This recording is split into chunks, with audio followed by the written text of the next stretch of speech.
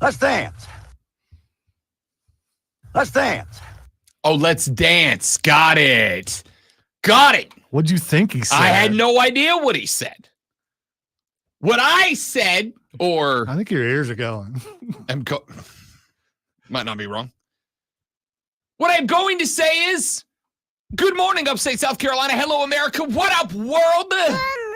Welcome in and welcome back for the first time in 7 months. The Rob Brown Show is live from the palatial Fan Upstate studios.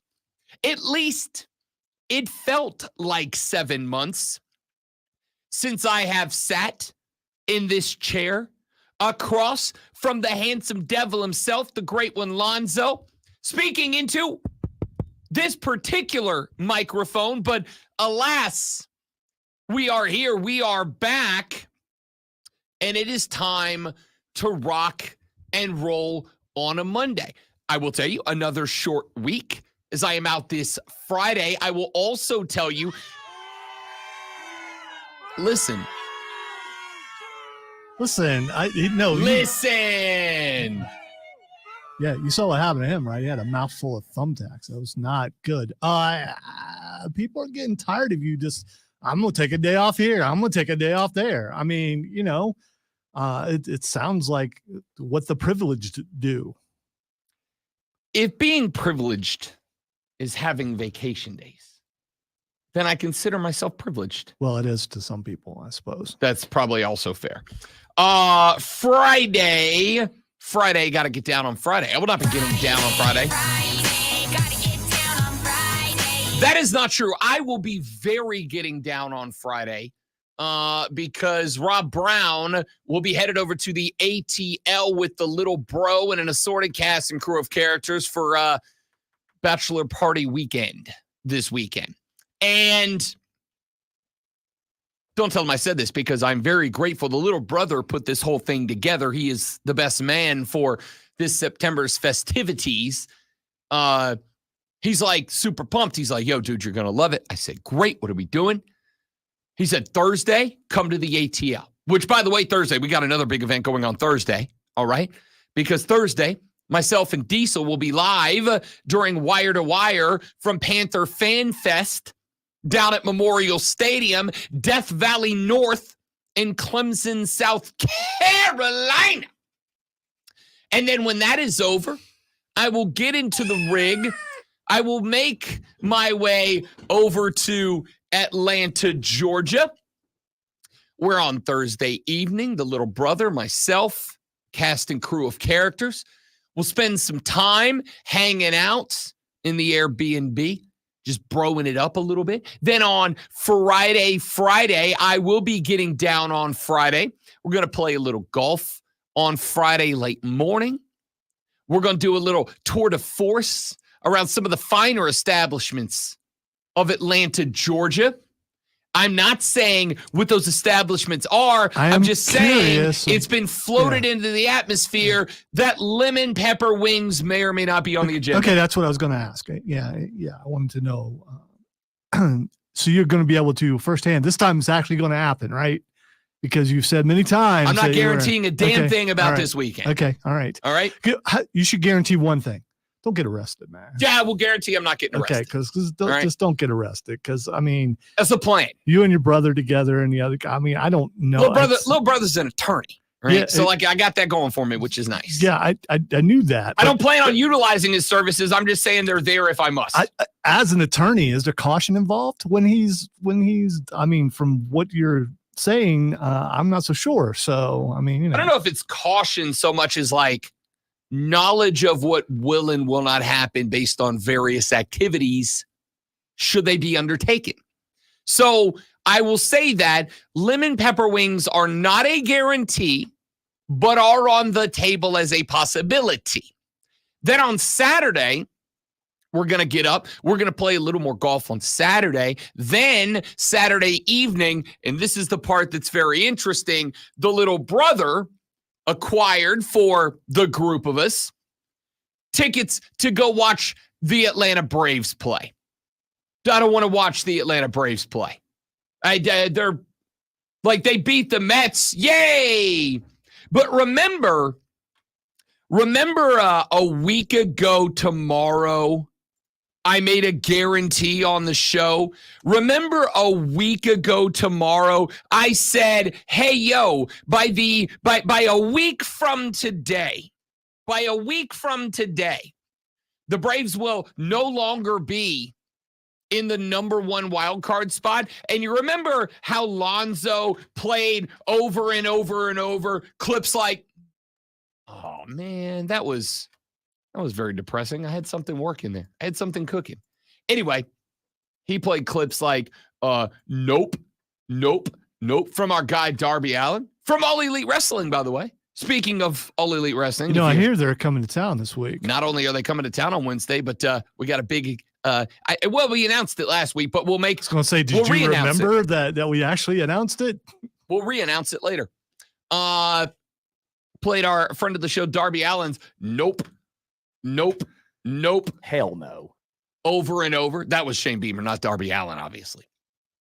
So I'm not playing it because he's going to use my thing against me, and I'm not gonna participate. Hell no. So I said a week ago tomorrow that by tomorrow's show, I guarantee that the Braves will not be in the number one wild card spot. Well, granted, they're back in second place in the division now, but last Friday night, 3 nights ago, which was not, and I did the research on this, not tomorrow. It's actually before tomorrow was last Friday night. Last Friday night, the Braves weren't even second place in their own division anymore as they dropped back-to-backers against the Mets, the New York Mets. Now, granted, the Braves got both of them back to split the series a deuce apiece in the 4-gamer, and the Braves are now back to 1 1/2 games ahead of the New York Mets, but that wasn't the guarantee that I made, was it? What was the guarantee that I made? The guarantee that I made was that the Atlanta Braves would not, with a capital N-O, be in the number one wild card spot by Tuesday. Hey, you want to know something super fun and exciting? The Braves are not in the number one wild card spot as they are a win behind the San Diego Padres now. So there's that. So you're excited about being right about your team stinking. I don't want to be right about my team stinking, but I am right about my team stinking. Okay. I don't like it. All right, good. Tis what it is. Okay. So we'll see where it plays out. Now, just so we're clear, technically. Did you tell your brother, no, I'm not going? No, absolutely not. I'm still going. It's just that it's going to be more about Saturday being for the boys than it's going to be about, yay, I get to watch the the soon-to-be defending World Series champs play, because they're not doing that. Technically, before anybody blows me up, technically, the Braves are still technically in the number one wild card spot because they are technically a game up on the Padres because the Padres have played fewer games. Have played, 2 more games? But technically. Wow. So all that to make yourself look right, but you weren't really. No, I am. Just not technically. You're a science guy. Technically is all you do. Technically, the Braves are still in the number one wild card spot. But they are 1 game up on the Padres and have only played, I think, 2 games more than the Padres and have fewer wins at this point. So I'm going to say that while I am not accurate technically today, Atlanta is 1 game up on the Padres, and that's not good enough. It's just not good enough. So we'll see what plays out. Atlanta's at Milwaukee today, and Atlanta today will be pitching Grant Holmes off the bump today. There's a better chance than not that Atlanta loses this game. And if Atlanta drops this game tonight, which I'm not pulling for them to do, just so we're abundantly clear. I'm not pulling for the L this evening. But if Atlanta does drop this game tonight, I will be right about tomorrow. By tomorrow, I will be right. So we'll find out. We'll find out how that's going to go. I don't want to be right. This will be one of the very few times that I will be very happy to come in here tomorrow and go, I was wrong. But if I'm wrong, I'll be wrong by one game. And okay, I was pretty close to right. And pretty close to right is it's just as good as being right. Right? Yeah, I thought so too. Yeah, it's not. So we are going to talk. Horseshoes and hand grenades come to mind. I don't know.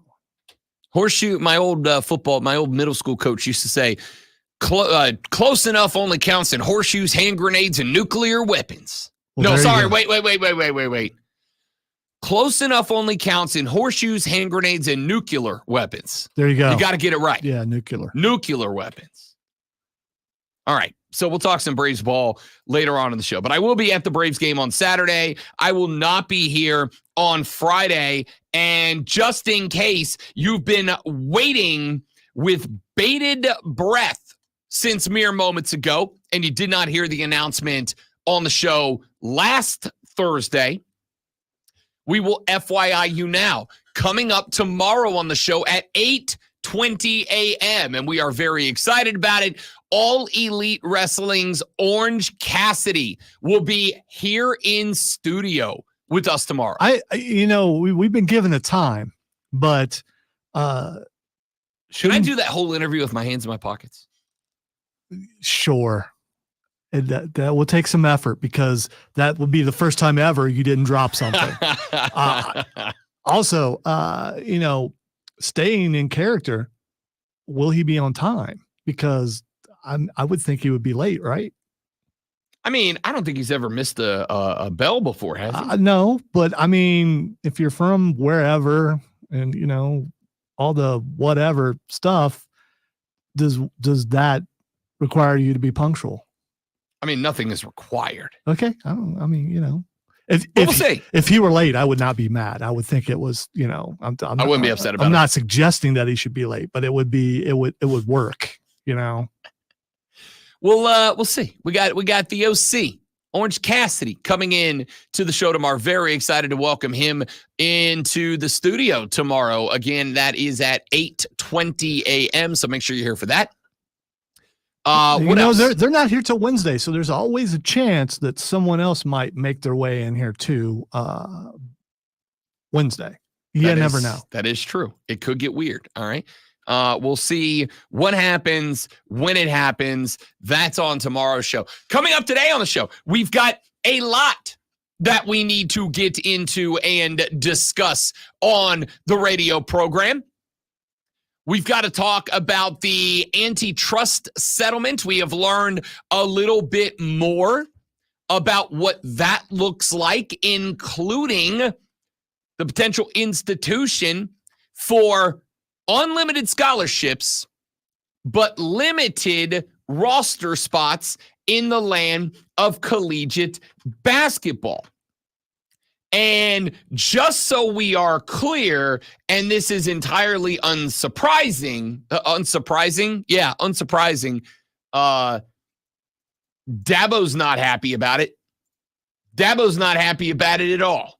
And he let us all know that last week. So we'll talk about that. Speaking of Dabo, last Thursday, we were live at ACC Media Days in Charlotte, North Carolina. And we had, after the morning show was over, the opportunity to sit down with Cade Klubnik, the starting quarterback for the Clemson Tigers entering the 2024 season. We had the opportunity to sit down with Dabo Swinney, the starting quarterback of the 2024 Clemson Tigers, and with the opportunity to speak with Don Munson, the voice of the Clemson Tigers. We will play those interviews for you throughout the day today. So, Clemson fans, you're going to want to make sure that you are tuned in to all 4 hours of the radio broadcast today, because we will be breaking down everything that we heard from Clemson last week at Media Days today, only because I was off on Friday. So we'll get you caught up on that. We've got 1,000 Olympic stories that we need to talk about. Team USA basketball on the men's side yesterday got way the better of Nikola Jokic and Team Serbia, including a ridiculous day from Kevin Durant. And a ridiculous day from LeBron James. So we'll talk some Team US basketball. The women of Team USA basketball will have their first matchup this afternoon, 3 p.m., when they take on Japan. We'll talk about that. We have got Simone Biles back in action after, obviously, the last Olympics of 2020 having to drop out due to getting a case of the yips. She's back. And not only is she back, but she went out there with a jacked up wheel and posted the highest all-around score in the initial team for U.S. gymnastics. You don't think we're going to talk about the GOAT? Of course we're going to talk about the GOAT. So we'll get to that coming up later in the show. We've got NBA training camps that have opened up for everybody around the country. So we got some news and notes, including talking a little bit about the Carolina Panthers. That'll be great, man. Coming up later on in the show. Are we talking about the great disrespect of salaries? Yes, I'm ever so glad that you brought it up, because Lonzo sent me on whatever day he sent it to me a DM. He slid into my DMs last week, and he sent me a write-up of the highest paid quarterbacks in the National Football League on a per year deal. And since this, I've spun this around in the old noodle, like a lot of times. Spun it around in the old brain stem of one Rob Brown. Because you got to count very high to do this job. You got to be able to do some numbers. He sent me a list of the 8 highest paid per season quarterbacks in the National Football League. And I decided to count up all the Super Bowl rings betwixt them. How many did they have? Wonderful question. I'm going to tell you after this break, because I absolutely do want to talk about this. So when we come back here in just a minute, Tua Tagovailoa has got that bag. Jordan Love got that bag. Where do they rank amongst the highest paid per season quarterbacks in the National Football League? And are they and the other 6 guys on this list worth it? We're going to talk about that when we come back in just a minute. I am Rob Brown, the great one Lonzo, the alpha and the omega of the fan upstate on the ones and twos. The Rob Brown Show is live. The foremost electrifying hours in sports talk entertainment is here on the fan upstate.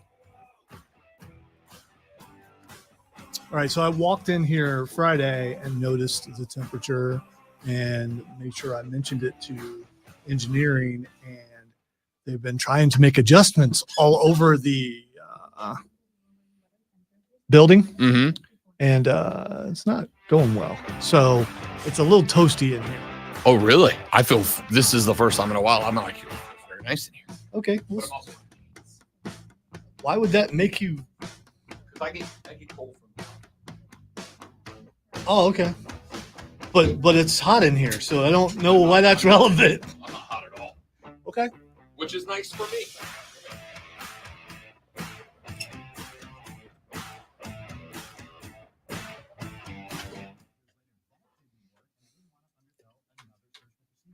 Whoa.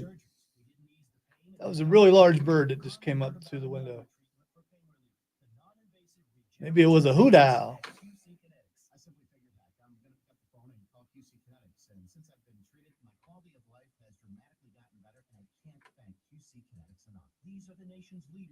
Regenerative medicine. QC Kinetics uses the body's own healing components to help provide relief and functionality. 10 months ago, I had difficulty walking up and down a flight of steps. Now I can do just about anything I desire. I'm back to the old me. If you have joint pain, before you consider surgery, call.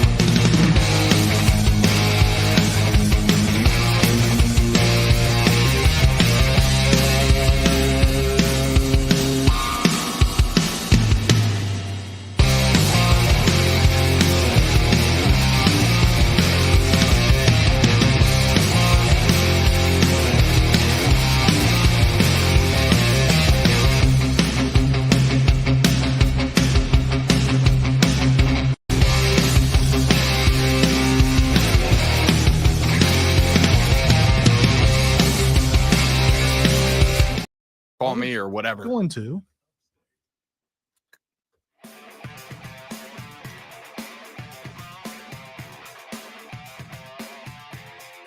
The Rob Brown Show is on your radio. It is the Fan Upstate. I have a question for you NFL fans. At what point and which quarterback will it be that a team eventually says no to? The highest paid quarterbacks in the NFL on a year-by-year basis are these. Jordan Love, who just signed Jordan Love, who just signed his first extension that is going to pay him $55 million annually. That matches Trevor Lawrence and Joe Burrow. At $53.1 million after he just signed an extension is Miami Dolphins quarterback Tua Tagovailoa. Just ahead of Jared Goff. Justin Herbert is making $52.5 million. Lamar Jackson is making $52 even, and Jalen Hurts is making $51 million. That is the highest 8 per year paid quarterback contracts in the National Football League. Now, Lonzo sent me that list last week. And my thought was, that is a combined, and I did the math. I had to take off my shoes to make sure that I could count that high. That is a combined 0 Super Bowl rings betwixt the 8 highest paid quarterbacks in the National Football League. Jordan Love obviously does not have one. Trevor Lawrence in Jacksonville, both of those quarterbacks, young guys trying to help drag a team up from mediocrity.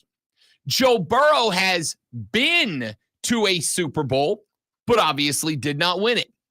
Tua Tagovailoa last year helped the Dolphins have an incredible regular season, but then they went up to Kansas City and played in an unacceptably cold football game and got demolished by the Chiefs.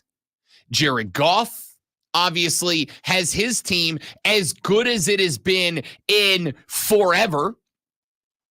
Justin Herbert in San Diego, well, used to be San Diego. How long is it going to take me to stop doing that? Forever. Seriously.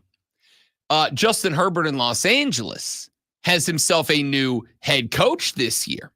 Has not sniffed a Super Bowl. Lamar Jackson has gotten very close, but has been unable to seal the deal. And, of course, you have Jalen Hurts in Philly and the collapse that team went through last year. 0 combined Super Bowls. But I also think that it is important, and this is what I think has been lost in the fold. And this is one of those spots that I'm almost going to come across as a fence sitter on this one. But you guys know that I am big on context. Context of things matters. I was yesterday, as I drove back to the upstate of South Carolina from lovely St. Augustine, Florida, I was listening to a number of different sports talk radio stations from different cities and regions that I drove through in my 6-hour drive from St. Augustine to Greenville yesterday. And just about every one of them that I heard had some form of this conversation. But there was something else very interesting about it. None of them addressed the context of the quarterbacks. None of them addressed the teams, the position players around these quarterbacks, the situations that they were drafted into, et cetera, et cetera.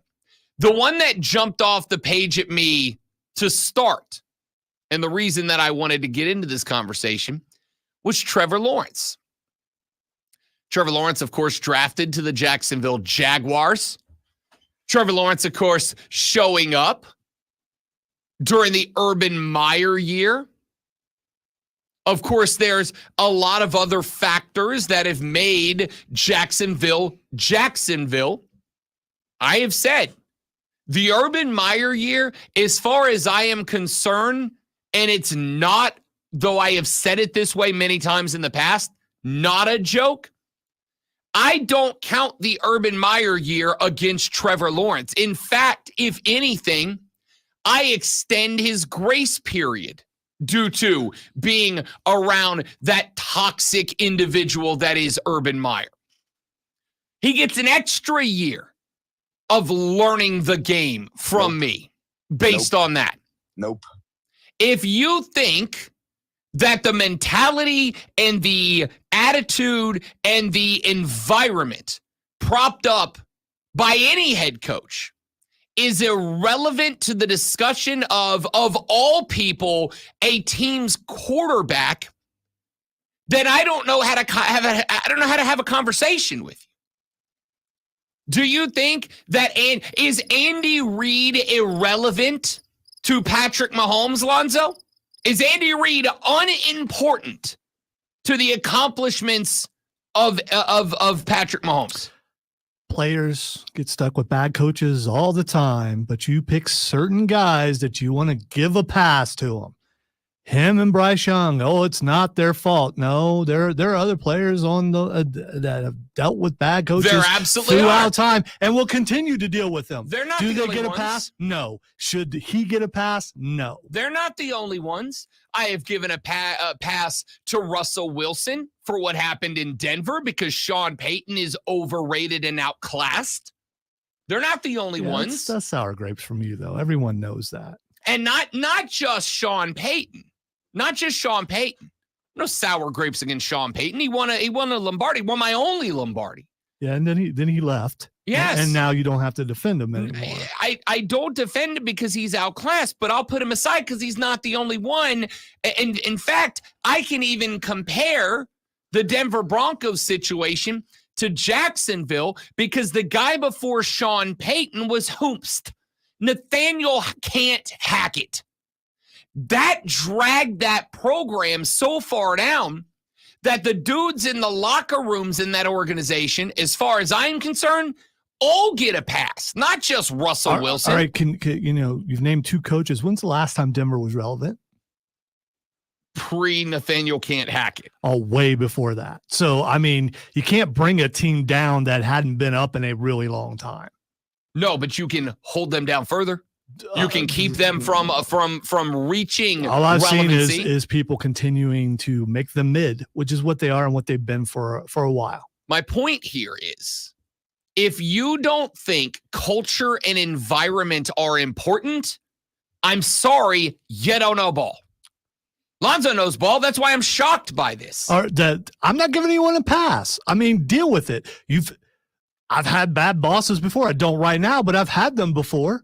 I can't go, well, my performance was because of my boss. No, my performance needs to be up to par with everybody else, and I cannot blame my boss for that. I don't disagree, but great one. If you came in to do a show and only half your buttons were working on the board and your mic wouldn't turn on, etc. Okay. And then you did a crap show. Tell me a story that hasn't happened. What we do here at Odyssey of Greenville, or the upstate, or whatever we're called now, is we do, the name changes a bunch, okay? And I'm old. So, I mean, what we do here is we make less sound like more, because it's quality over quantity. If half my buttons don't work, the ones that do work are going to sound good. Okay. So, while I appreciate Lonzo's deep desire to refuse this as a reality, we're just going to have I to acknowledge that it's your reality, but that doesn't make it a universal reality or a high percentage reality. All right. If any of y'all have just never in your life had your performance held back by the environment you were in, congratulations, you lived a blessed life. Because that's reality. Poor Trevor Lawrence. Poor. No, I can't say poor because he's not. He's very rich. He's making $55 million a year. I don't feel sorry for Trevor Lawrence. Again, I'm not saying I feel bad for the guy. What I am saying is I am giving him a grace period because the garbage that he was throwing. And by the way, it wasn't just the coach. Keep in mind that at the point in time that Trevor was brought in, it was at the point in time where Shad Khan was, without doing it out loud, threatening to move the Jags out of Jacksonville. If you don't think all of these things create a mental barrier between him and the ability to just go play quarterback, I don't know what to say to you. I'm not going to win you over, and that's okay. But for me, it does matter. So I think the context of these contracts are also important. I think the context that we look at these contracts is important. So when we come back, let's do that as well. Let's look at where these quarterbacks are. Let's look at the teams they are on, the talent that is around them, and see, do any of them actually deserve it? Is there a team that should say no to an extension for a quarterback that is somewhere in, let's say, the top 20 in the league? Let's keep this conversation going next on the Rob Brown Show. Rob Lonzo and you, it is the Fan Upstate.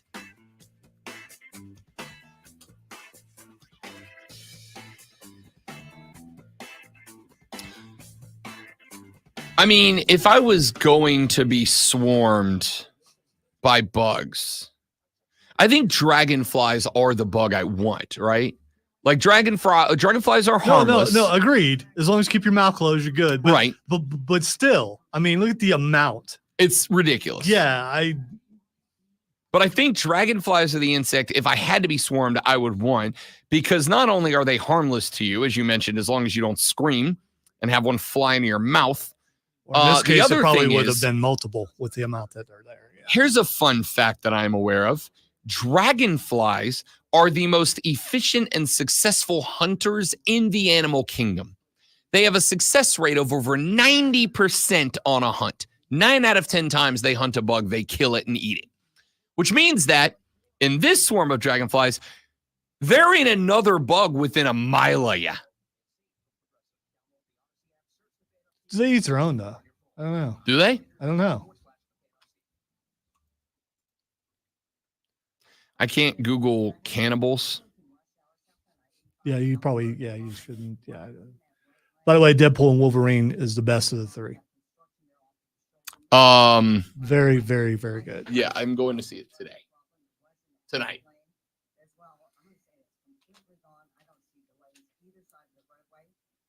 Either tonight or tomorrow, but I'm trying to talk. The lady friend asked me to wait for her, and I'm like, fine, but you have till 2. It has to be tonight or tomorrow. Also, Robert Downey Jr. Are we ready to talk about it? Because I'm ready to talk about it. Why would we not be ready to talk about it? It's I don't know. And I spent some time yesterday watching some things on YouTube about in the comics when he actually was dying. Ultimate Iron Man. There was also a time where Victor Von Doom switched personality and took over his body. Yep. And still, Tony Stark became a hero, but he became a hero in Latveria. So yeah, it's gonna be interesting. So I have my theory. I have 2 theories. Theory number 1 is that he is coming from a multiverse where Stark didn't almost die in the desert, so he just stayed in arms dealer, and he just got progressively more carried away with it. And theory number 2 is he's from a universe where the Iron Legion program worked and there was no Ultron. And so he just kept progressively building on that to the point that he got wrapped up in power, because he wanted to, at one point, he said in front of Congress, I'd be willing to accept the Secretary of Defense position. So that would have began his rise through the hierarchy of power until he ultimately became a dictator. Now, neither of those necessarily puts him in Latveria, which is problematic. But it also doesn't, by definition, prevent him from ending up there.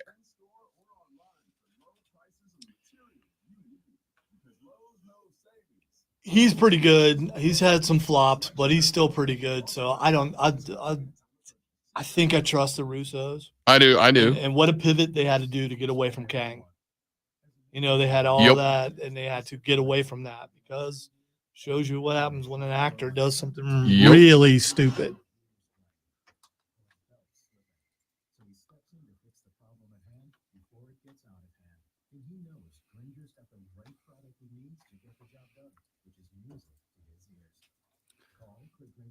Overall, the stuff that I saw from Comic-Con, from San Diego Comic-Con, is a little underwhelming, but better than last year. So I'm not even sure there was one last year. Was there?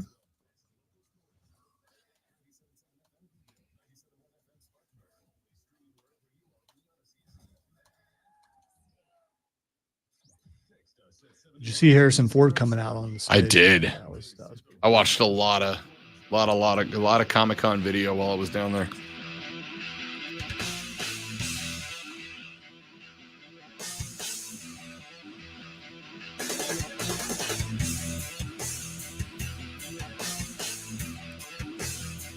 My man Steven down in my old hometown of Destin, Florida, says Destin in late July heat hits totally different. I wasn't ready. Yes, it does. I'm guessing he's not still there. If he is, man, that's like a 2-week vacation, and it must be nice. Maybe. I don't know, but I can tell you for certain it does indeed. It do hit different. It do be like that for sure. See, I think heat and that kind of stuff it's okay at the beach because you're at the beach. I mean, if you're a water guy, for sure. Let's get back to these conversations about the highest paid quarterbacks in the National Football League. Because like I mentioned, there is something that is bothering me about the way that host and fans are approaching this conversation. And I will even acknowledge that I had the exact same reaction that I think other people are having. And I as I try to do, took a few minutes to really look at this and try to focus on it in context, right? Because Lonzo sent me, after the extensions of Tua Tagovailoa and Jordan Love, he sent me a tweet from Adam Schefter that lists the highest per season paid quarterbacks in the National Football League. As we have mentioned, Jordan Love, Trevor Lawrence, Joe Burrow, Tua Tagovailoa, Jared Goff, Justin Herbert, Lamar Jackson, and Jalen Hurts. Each of them making over $51 million per year. The top two making top three, Jordan Love, Trevor Lawrence, and Joe Burrow, each making $55 million per year. And my reaction to Lonzo was 0 combined rings. Holy crap, that's wild. Because it is. But I think the first thing a lot of people think, well, it's next man up. It was his turn. Didn't Patrick Mahomes have a contract somewhere recently? Yes, he did. And Patrick Mahomes, as some quarterbacks do, took a discount, right, to help the team out. And that is one of the things that I want to mention. Because I know it is, and I don't remember the exact number. But a former host on this show loved not much more than pointing out that if you look at the list of quarterbacks that have won the Super Bowl in the past, 15, 20 years, whatever it is, none of them had a contract that ate up more than like 27 something percent of their team's salary cap. Effectively, if you have a quarterback that is inside the top 10, 11, 12 highest paid contracts in the league, you don't win a Super Bowl. Now, again, because context matters, I think it is very important to point out that, and again, I've done extensive research on this, only one team can win the Super Bowl and only once per year. This is why it kind of drives me crazy when we have a Super Bowl matchup and they open by going, and the Super Bowl this year, the San Francisco 49ers, who have not been to the Super Bowl in 3 seasons. It's like, yeah, it's real hard to do. Like it's real hard to do. But I think the context of these situations matters. I think where they are matters. I would look at Joey B, for instance. Sorry, not Joey B, Joey M, Manem, for instance. Joey M, Manem, making $55 million a year, has brought his team to a Super Bowl. And if it wasn't for one of the GOATs of all time, probably would have won one. But I would also make the argument, looking at Joey B, that if we're keeping it a buck, the Bengals are as good as they have been, Lonzo, since ? Okay. They've been to the Super Bowl before. Yeah, but when? When's the last time the Bengals were as good as they are right now? When some guy with blonde hair named Boomer was there? I don't know. Exactly. The point is, with Joey B, the Bengals are as good as they've ever been. And I am unwilling to say that if Joey B didn't have an injury that kept him off the field last year, the Bengals weren't a threat. Not saying they would have done it, saying they were a threat last year. And I don't think it's ridiculous to say that they're a threat this year. Now, I don't know how long they keep the team together. I think you'd have to say they're a threat because they're the only team, as far as that goes, that have beaten Kansas City. Yeah. Buffalo hasn't done that. But Cincinnati has. So is it fair then? Buffalo hasn't done it when it counts in the playoffs. And they're not going to do it this year either. Is it fair then to say that Joey B deserves a spot on this list? The answer to me is yes. Out of that entire list, he's the one I thought was most deserving when I was looking at it. Absolutely. Could not disagree with that if I had to. Joey B deserves it. I'll give you another guy that I think deserves it. Hey, Lamar Jackson deserves it. If you look at the Ravens the last couple of years, I think the Ravens have been a team that have wasted prime Lamar. Last year is my biggest example. Last year, this team makes its way to a game with a Super Bowl ticket on the line and then changed everything in that game. Changed the way they played offense, changed the way they played defense. I'll never understand what John Harbaugh was doing in that. I'll never get it. How do you have a team that's running the ball efficiently and effectively all year long? All year long, they're riding the Gus bus all year. And then they make it to that game, and then they run the ball 4 times in that game? Why? I know you've got Lamar, and I want you to turn Lamar loose. But the reason Lamar was effective was because you rode the Gus bus for so many games that teams had to, even with Lamar Jackson back there, had to dial in on stopping the Gus bus. And then that opened the field up for Lamar. But when they realized, oh, they're afraid of our defensive line, so they're not going to run Gus. So now we can defend the edges. Now Lamar becomes ineffective. And that's what happened. Now, if you would like to ask, or if you would like to state with any sort of definitiveness that Lamar still needs to be effective, even though at that point the entire defense became stop Lamar Jackson, you make that argument. But at the end of the day, my man's not Superman. He's a guy. This isn't a comic book. He can't do it by himself. Very few guys can. This is why, put us on alert, maybe this is disrespecting the Chiefs, but this is why, fair or not, so many people are thinking this is the year that Patrick Mahomes comes down to earth because they got Hollywood, but outside of Hollywood and Travis Kelce, there are question marks about how effective other skill talent's going to be around him. Xavier, and a guy you know nothing about, except for he looks good in practice, but and also the fastest man ever in the NFL. Then there's the fact that the defense is still pretty good, and Pacheco supposedly looks better this year than he did last year, and also the fact that the Raiders did something that they shouldn't have done. So we are talking about Kermit the Mahomes later. And you were talking about motivation. They have given him that. That's not wrong. Chiefs are going to beat the Raiders by a cumulative 1,000 points this year. Well, maybe they're angry in every game.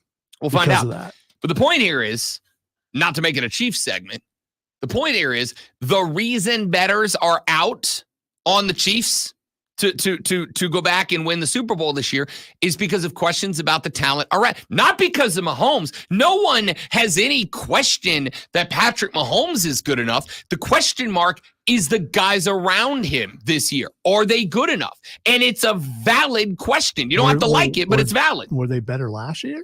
The receivers? Better last? Can we keep it a buck? You were lucky to have Rashee Rice break out to carry you. Yes. Okay. Yes. Okay. So no, they weren't better last year because I mean, name some other receivers from last year. Yeah, the Super Bowl. Don't look it up. Travis Kelce. No. Isaiah Pacheco. You had dudes. Listen, stop. Let me be clear. This is not a segment about the Kansas City Chiefs. All right, it's not. What I am saying here is the context around your quarterback matters. This is why I asked Lonzo, is Andy Reid a factor in the success of Mahomes? And we didn't get an answer, even though we all know it's yes. And if a coach can be a positive factor in the success of a quarterback, a coach can also be a negative factor in the success of a quarterback. We need to start odds on this program about who's the next guy you're going to give a pass to, because I'm curious. Answer the question, yes or no. Is Andy Reid important to Patrick Mahomes? Yes or no? I don't need. Yes or no? I don't need to answer the question because it's come on, dude. Yes or no? I mean, obviously he's important. Thank you. Yes. Okay. But we'll never know how important unless Patrick Mahomes switches teams. So we'll never know that. But And you hopefully, admit that he is. hopefully he never will. How important is irrelevant? The answer is he has had a positive impact on Patrick Mahomes. All right, you still haven't proven your point, but you feel happy about it, so that's good.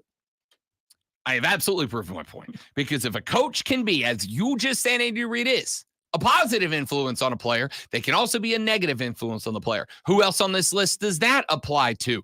Justin Herbert, under Staley, has been playing in a program the last couple of years that has been not just hampered, but has been straight up handcuffed and thrown into a basement by the last coaching regime. Yeah, now they're going to run the ball a bunch because it's Harbaugh.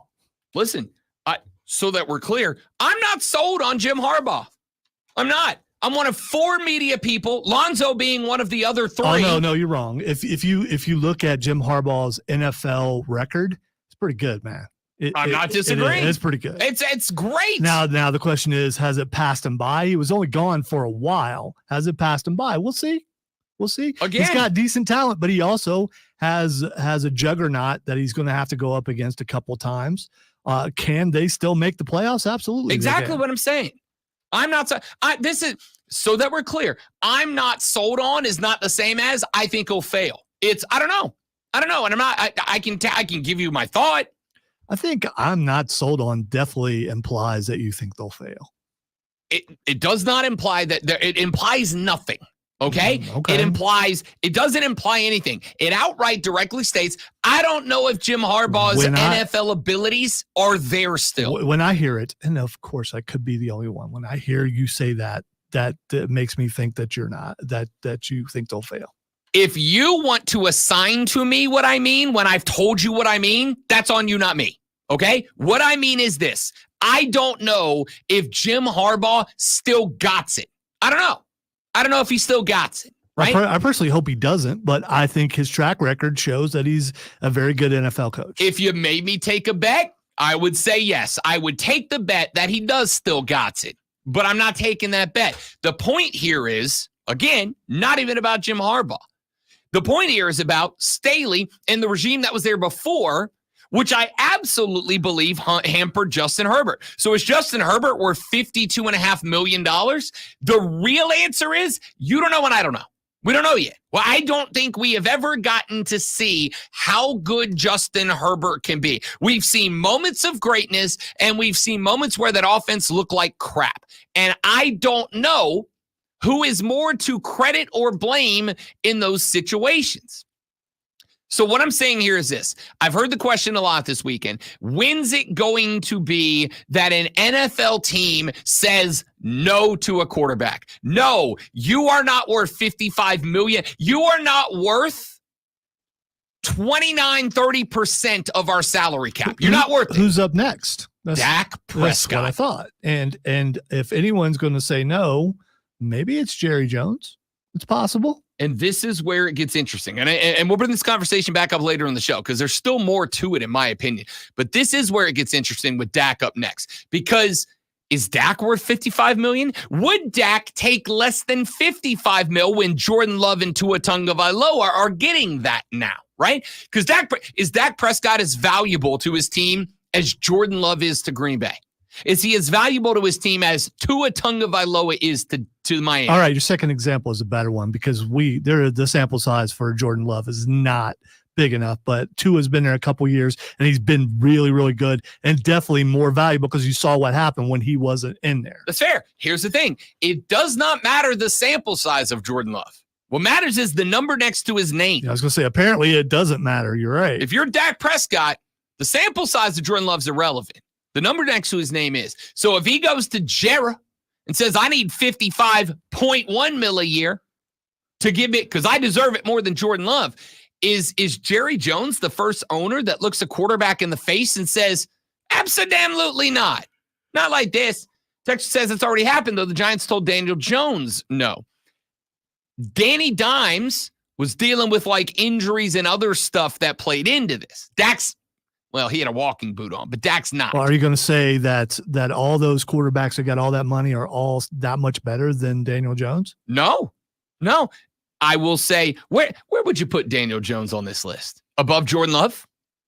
Yeah, because of sample size. Again, I think that factors in. Okay. Yeah, he looked good in one season. We'll see what he does this year. Then if Danny Dimes, if you put him above Jordan Love, Danny Dimes deserves $55.1 million a year. If you're the Giants, are you signing him to that contract based on what you've seen out of Danny Dimes so far? Because I got a hard time saying yes to that. When TV contracts continue to go up and the money continues to flow, they're going to still get paid and going to get paid enormous amounts that make people go, okay, he doesn't deserve it. Why is he getting it? You're not wrong. He's getting it because of capitalism and because he gets it. You're not wrong. But remember, the NFL's on the hook for like billions in this NFL Sunday ticket judgment. The cap's going to stay still, I think, for a year or two. All right. We don't know if he's still got it. A guy I do know still got it is Lonzo with a sports flash. You got it right over here. You must have forgot. The U.S. men's basketball team got off to a hot start in the Olympic Games with a 110-84 win over Nikola Jokic and Serbia. Kevin Durant went 8-9, including 5 threes en route to 23 points in 17 minutes in his first 5-on-5 game action since April, while LeBron James went 9-13 for 21 points. Team USA will play South Sudan on Wednesday, while the women's team will open Olympic play today at 3 p.m. against Japan. Spire Motorsports has confirmed that driver Corey LaJoie, friend of the show, will not return to the team after the season. LaJoie has spent 4 seasons with the team, tallying 4 top 5 and 6 top 10s in 129 races. Hey, tune in this afternoon from 3 to 7 p.m. for our brand new local show, Wire to Wire. Cole Bryson and Diesel, just Diesel, get you up to date on everything Wire to Wire.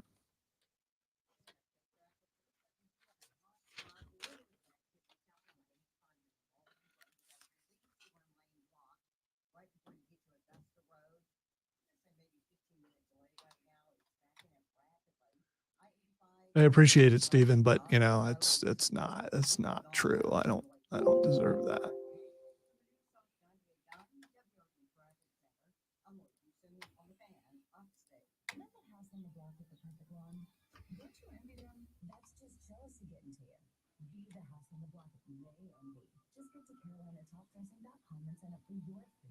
Since 2007, Carolina Top Dressing has been transforming, smoothing, and nourishing lawns around upstate South Carolina. We are passionate about giving you the healthiest yard on the block, residential or commercial, with top dressing, aerating, and overseeding services. Trust Carolina Top Dressing with your curb appeal. CarolinaTopDressing.com.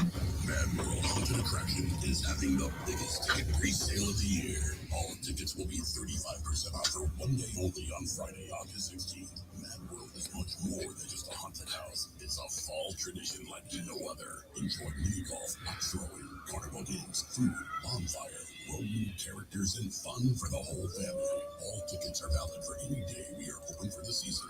Don't miss your chance to save big online at MadWorldAttractions.com. Golfers, spring is here, and there's no better way to get on the course than with the Upstate Golf Cart for just $80. You'll get access to premier Upstate courses like the Preserve in Verde, Carolina Springs, Rear Golf, The Rock, Rolling Green, Wingso Tryon, and more. Grab your foursome and hit the course with the Upstate Golf Cart. Order yours today at UpstateGolfCart.com. 7 rounds of golf for only $80. Get yours now while supplies last. UpstateGolfCart.com. That's UpstateGolfCart.com. As school messes return, rest easy. Clorox has got your back to school. Oh, no. I'm back. That messy science experiment. And I brought baking soda, cornstarch. And you're due tomorrow, right? Well, at least I stocked up on Clorox disinfecting wipes. Because you're not messing up my kitchen counters like last time. Ooh, smart. Got any food coloring? Off to the store we go. Stock up on Clorox disinfecting wipes that clean 3 times better. And the paper towels and kitchen grease and soaps companies rejected. Welcome to AutoZone. What are you working on today? Gotta change my oil. How about Valvoline Restore and Protect? It restores and protects your engine to run like new. It restores your engine to like factory clean? And protects. So Valvoline Restore and Protect restores and protects. Now you can get 5 quarts with an STP extended life oil filter for $37.99. Restrictions apply. Upstate. WORD Spartanburg. QC in the first break. You see in the first break. Wow, Shannon Baszler doing a horrible tombstone pile driver.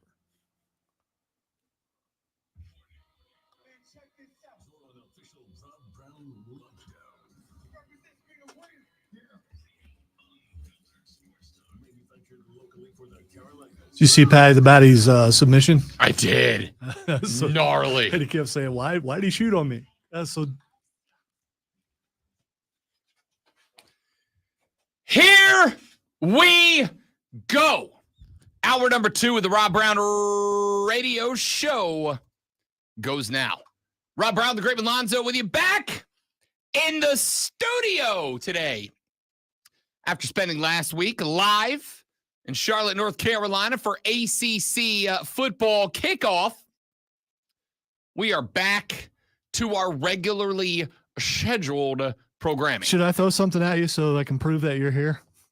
I think people can just look. Okay. All right. You could be in another room cleverly. You could do that background and you could be like at home right I've thought about that before, right? Like take the screenshot, VR it back at the house. I'll never have to wear pants again. Yeah, but you already did that before. That's also true. I'm not going to lie to you people. When we were doing the pandemic cast and we were all working at home, the number of shows that I did with sans pants is pretty high. Take the over. All right. Take the over. Lot of pantsless programs. And I don't know if that's bad form or not, but I'm also relatively sure that if you're allowed to work from home, pants are unnecessary. Okay? If you get the shot to work remote, if you're on site, there's one requirement. Just if you're on a video call, make sure that you turn your camera off before you stand up. Like, that's it. That's it. That's the only obligation. There was a video circulating not terribly long ago of a guy that was interviewing for a job, like a big job, like a good job, interviewing for a job, and he was doing a video call, and his kid walked in the room, and he got up to go get his kid, kick his kid out of the room, but he forgot that he was wearing a shirt and tie and suit blazer for the video meeting, but he forgot he was wearing just like basketball shorts. So he stood up, and there were 2 other people on the call. It was like 2 VPs that were interviewing for this big job. And he goes and sits back down, and there was a lady and a guy. And the lady was like, "Sir, did you forget that you were on the video call?" And you see the guy's face go white because he realized, like, oh, crap, I look unserious. I just stood up wearing basketball shorts with a suit top. And the other dude on the call, like another high-ranking guy, he goes, "Hey, let's lay off him a little bit." And the lady just like looks into the camera like a Jim Halpert from The Office looking into the camera. And the other like VP of this big company pushes his chair back, stands up, and he's also wearing basketball shorts under his suit top. And he's like, "I'm not hiring this guy because of that." And I thought, that's the boss you want to work for, right? That's the guy you want to work for. Not just the guy that said, "I'm at home, pants are irrelevant," but the dude that put himself on blast for wearing basketball shorts with a suit tucked into it so that he defended you before you even got the job. That's the guy I'm going to war for. You don't think basketball shorts are kind of annoying? The ones that come all the way down to your knees? See, all right. When I was playing high school hoops, that was in the big shorts era, right? That was the big shorts era. And my junior year, which is the year my team went to the state championship in Florida, our coach every year allowed us to pick our own unis, right? We got to pick our own shoes, our own unis, and our own socks. He allowed us to pick. And the young cool dudes on the team, they decided we were joining the big shorts movement. And I hated them. Hated them so much. Now, that's not to say I need like the Larry Bird, Daisy Duke version, right? Like, I don't need to be thighs out for this, but I'm saying, give me my shorts cut right above the knee, right? Like, cut them above the knee. No, we had these things covered like down to the calf. They were I don't know why that ever became a thing. Wow. All right. One. Already. Yeah, rough. It's a first full. Well, no, it's not a full week, but still, yeah. That would drive me. One thing we got to do is we were one of the first teams in the state at the time to have the tearaways for wrestling. Yeah, and you're standing in line. There used to be an intimidating face-off before wrestling, before the matches started, team across from team, and there's nothing like everybody just ripping them off like they're ready to go. New Zealand hits you with the haka. Lonzo hits you with removing his pants very quickly. No one had, and we were one of the first ones to do it in the state. Just saying. I hated the big shorts. The big shorts were the absolute. It sounds worst. like it would be detrimental to playing. Yeah, I never freely. got it. Like how? They're not good. Hey, it's 7:06 in the morning. You've got less than 54 minutes before you've got to clock in, lock in at the office, and I know the game plan. When you do, because you're not working from home, when you do, you're going to walk down the hallway. You're going to go grab Jill from Accounts Receivable. You and Jill are going to walk down the hallway. You're going to stand by the water cooler. You're going to talk sports. And if you're going to talk sports, you got to know what's going on. If you got to know what's going on, you need this. Are you ready for the playbook of the peculiar, the almanac of the absurd, and the encyclopedia of the extraordinary? Well, you better be, because we're diving headfirst into the 3 top stories that will have your coworkers saying, "Burn it down! Burn it down!" Your first bathroom break. No. Here we go. Welcome to the water cooler cheat sheet on the Fan Upstate. You probably don't want your coworkers to say that. Probably not. I don't know. We've all had our days. Okay. All right. We've all had our days. Let's keep it a buck. We've all had our days.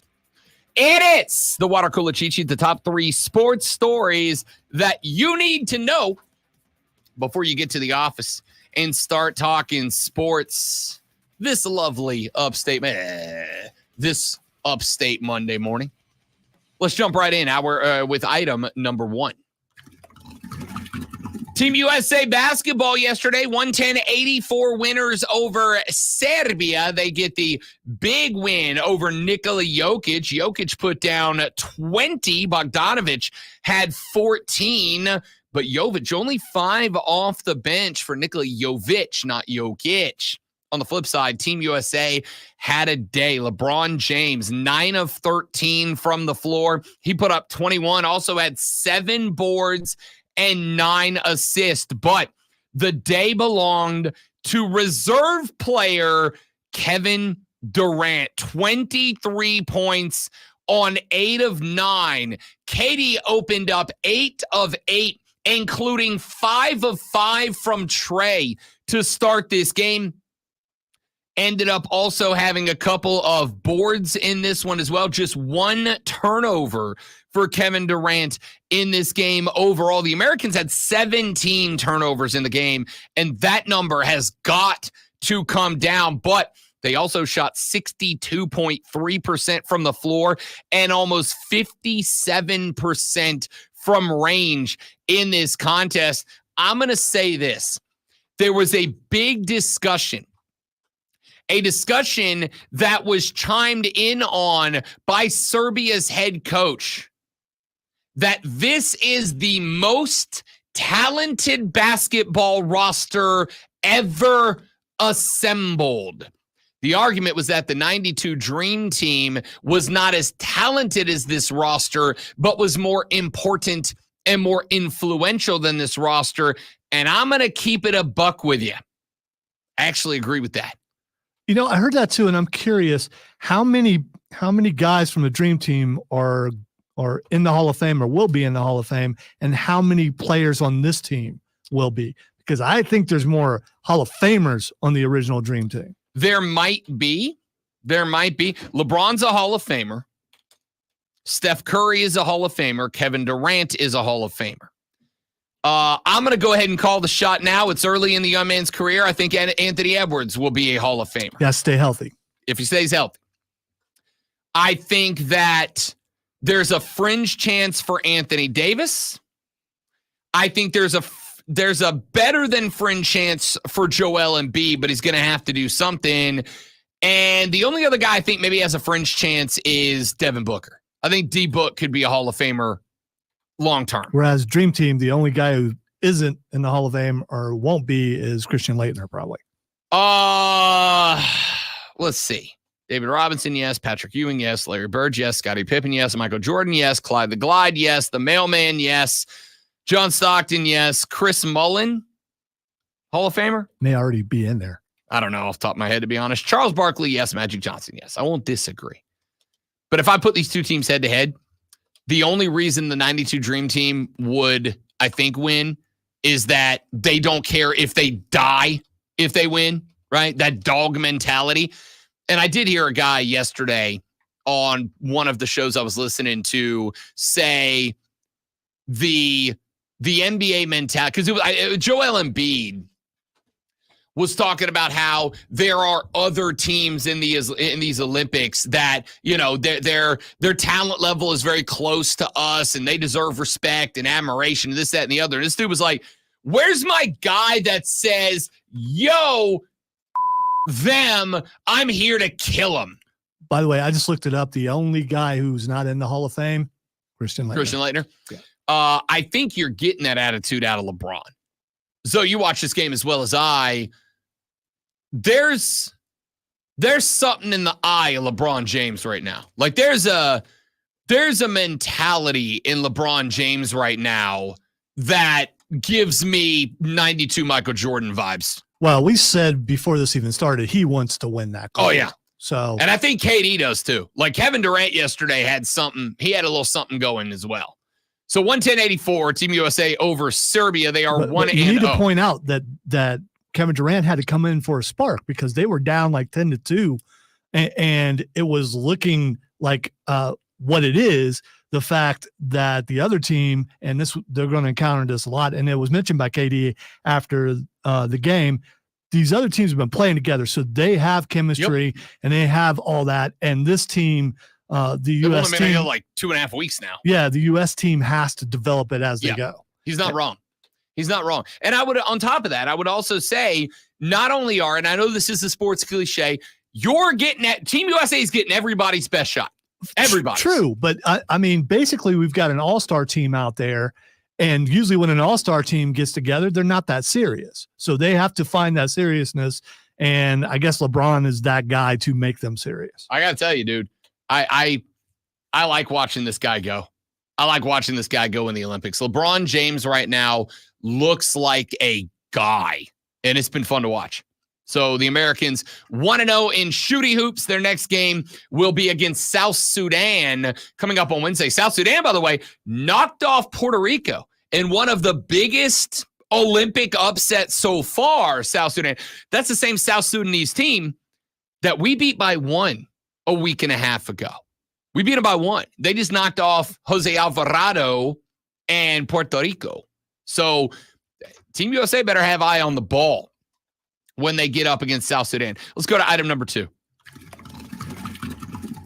We have got the Major League Baseball trade deadline underway as we know it. The trade deadline is tomorrow. We have seen some big time moves that have taken place already. Some of the most recent ones, the Chicago Cubs have grabbed Isaac Paredes from the Tampa Bay Rays in return for third baseman Chris Morel and a couple of prospects. Paredes is going to come over and be an addition in the lineup that the Cubbies were hoping Morel was going to turn into. Morel had a very good initial season with Chicago, but he hasn't lived back up to that ever since then. Career-wise, the numbers are very similar.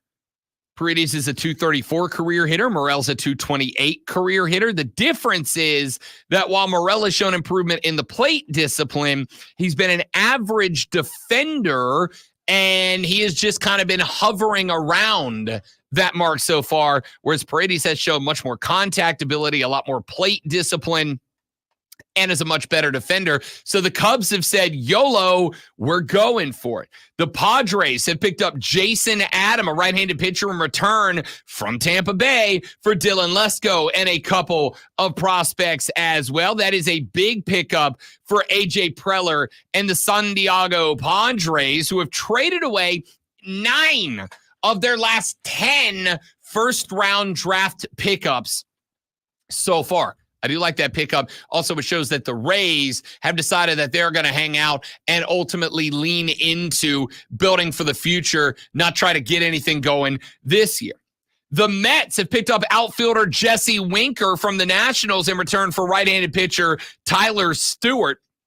Winker going to be able to probably line into the DH role for the Mets that, if I had to guess, would also see Brandon Nimmo move into a permanent outfield location. We'll find out. But remember, the Mets just a game and a half out now from the Atlanta Braves in the NL East, and they've decided to go all in. Will the Braves make a move today or tomorrow? We're going to talk with Abe Gordon of 92.9 The Game in Atlanta coming up in the next hour of the show, and we'll see if he's got any thoughts on the Braves making a trade deadline move. It does appear, from what I'm hearing, the Braves aren't going to do anything. But then yesterday, Reynaldo Lopez, one of the few all-stars for Atlanta, was sent to the bench with forearm tightness, and if that ends up being a problem, the Braves have a problem. We'll talk about that. There were some other moves that have been made. Jazz Chisholm gets sent from Miami up to the Yankees. They have added another stellar outfielder. Where's the room for him in the lineup? To be honest with you, I got no damn clue. We'll find out. And what was the other? Oh, Zach Eflin gets traded from Tampa up to Baltimore, where he will fit into the lineup. Baltimore has got a ton of young position players, but they have been struggling off the bump. They go get Eflin out of Tampa Bay to try to boost that. We'll talk more MLB trade deadline later in the show, as the deadline is indeed tomorrow. I love you tomorrow. Let's go to item number 3. We've already talked one Olympics story with Team USA basketball, but let's take a look at the overall medal count so far. The Americans have picked up another gold medal. 12 total medals, 3 of them gold, 6 silver, and 3 bronze so far. The gold medals belong to Jack Alexey, Chris Giuliano, Hunter Armstrong, and Caleb Dressel in the men's 4x100 meter freestyle relay. The women's 100-meter butterfly, Tori Husk took home the gold for the Americans, and Lee Kiefer won women's individual foil fencing in the gold medal bout. Those are your golds so far. As we mentioned, we do also have 6 silvers how and she 3 won, bronze. right? I actually didn't get to watch She it. went like this. She went behind. Oh, you got like a lightsaber move? She hit her with the Obi-Wan Kenobi? No, she went around her neck, and that point came this way and struck home, and that's how she very won. Sith Lord is what that is. It was pretty sweet. That is dope. I'm gonna have to go back and watch. I obviously, like this weekend, we were down in St. Augustine, so I was a little bit behind with our Olympics coverage and watching ability. So I was watching kind of the highlight stuff and most everything going on in the morning. Obviously, right now, Team USA women's field hockey taking on España. It is 0-0 with, I don't know how long quarters or halves are. Dude, it's hockey. It's hockey and soccer combined. Right. How quarters, periods, 3, 4, 2 halves. Yes. Right. Exactly. But don't you worry. Within the next hour and a half, Lonzo and I are going to be the best field hockey analyst in the history. Why? Because we know what I assume is ball. I mean, I know they play with the ball, but like there's a name for it, right? Yeah, there's a What's the name for it? I think it's a ball. We did this with lacrosse once, and we learned they call it the pearl. Do we call it the pearl in field hockey too? I don't know is the answer. All right. There it is. USA right now, overall, 12 medals so far. We lead the 2024 medal count over China with 9, France with 8, and South Korea and Japan both with 7. Back after this on the Rob Brown Show in the Fan Upstate. You see. All right, guys, quick live, and we're coming back. Do me a favor. Stay right there, please, and thank you.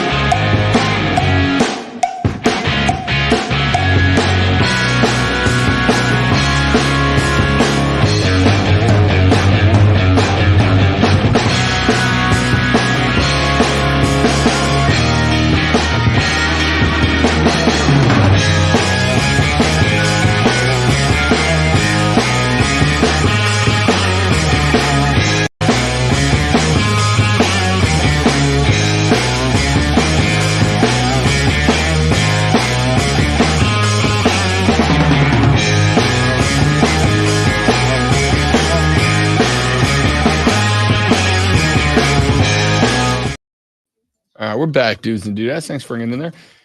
If the women's team can figure out the center of the field into defensive wingers, they will walk away with the gold as the striker positions are unlocked right now. Smith, Swanson, and Robin are fire. Yes, they are. Yes, they are. I listened to that game yesterday. I didn't get to watch it, but I listened to it.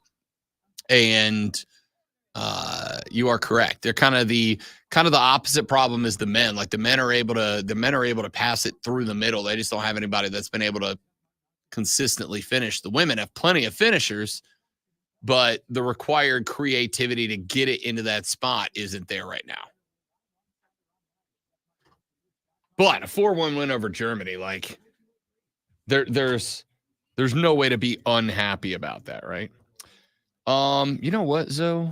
Let's play that Dabo Swinney interview here. I know I didn't tease it, but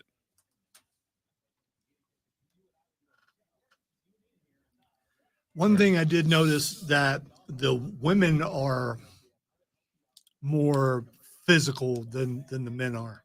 oh, for sure.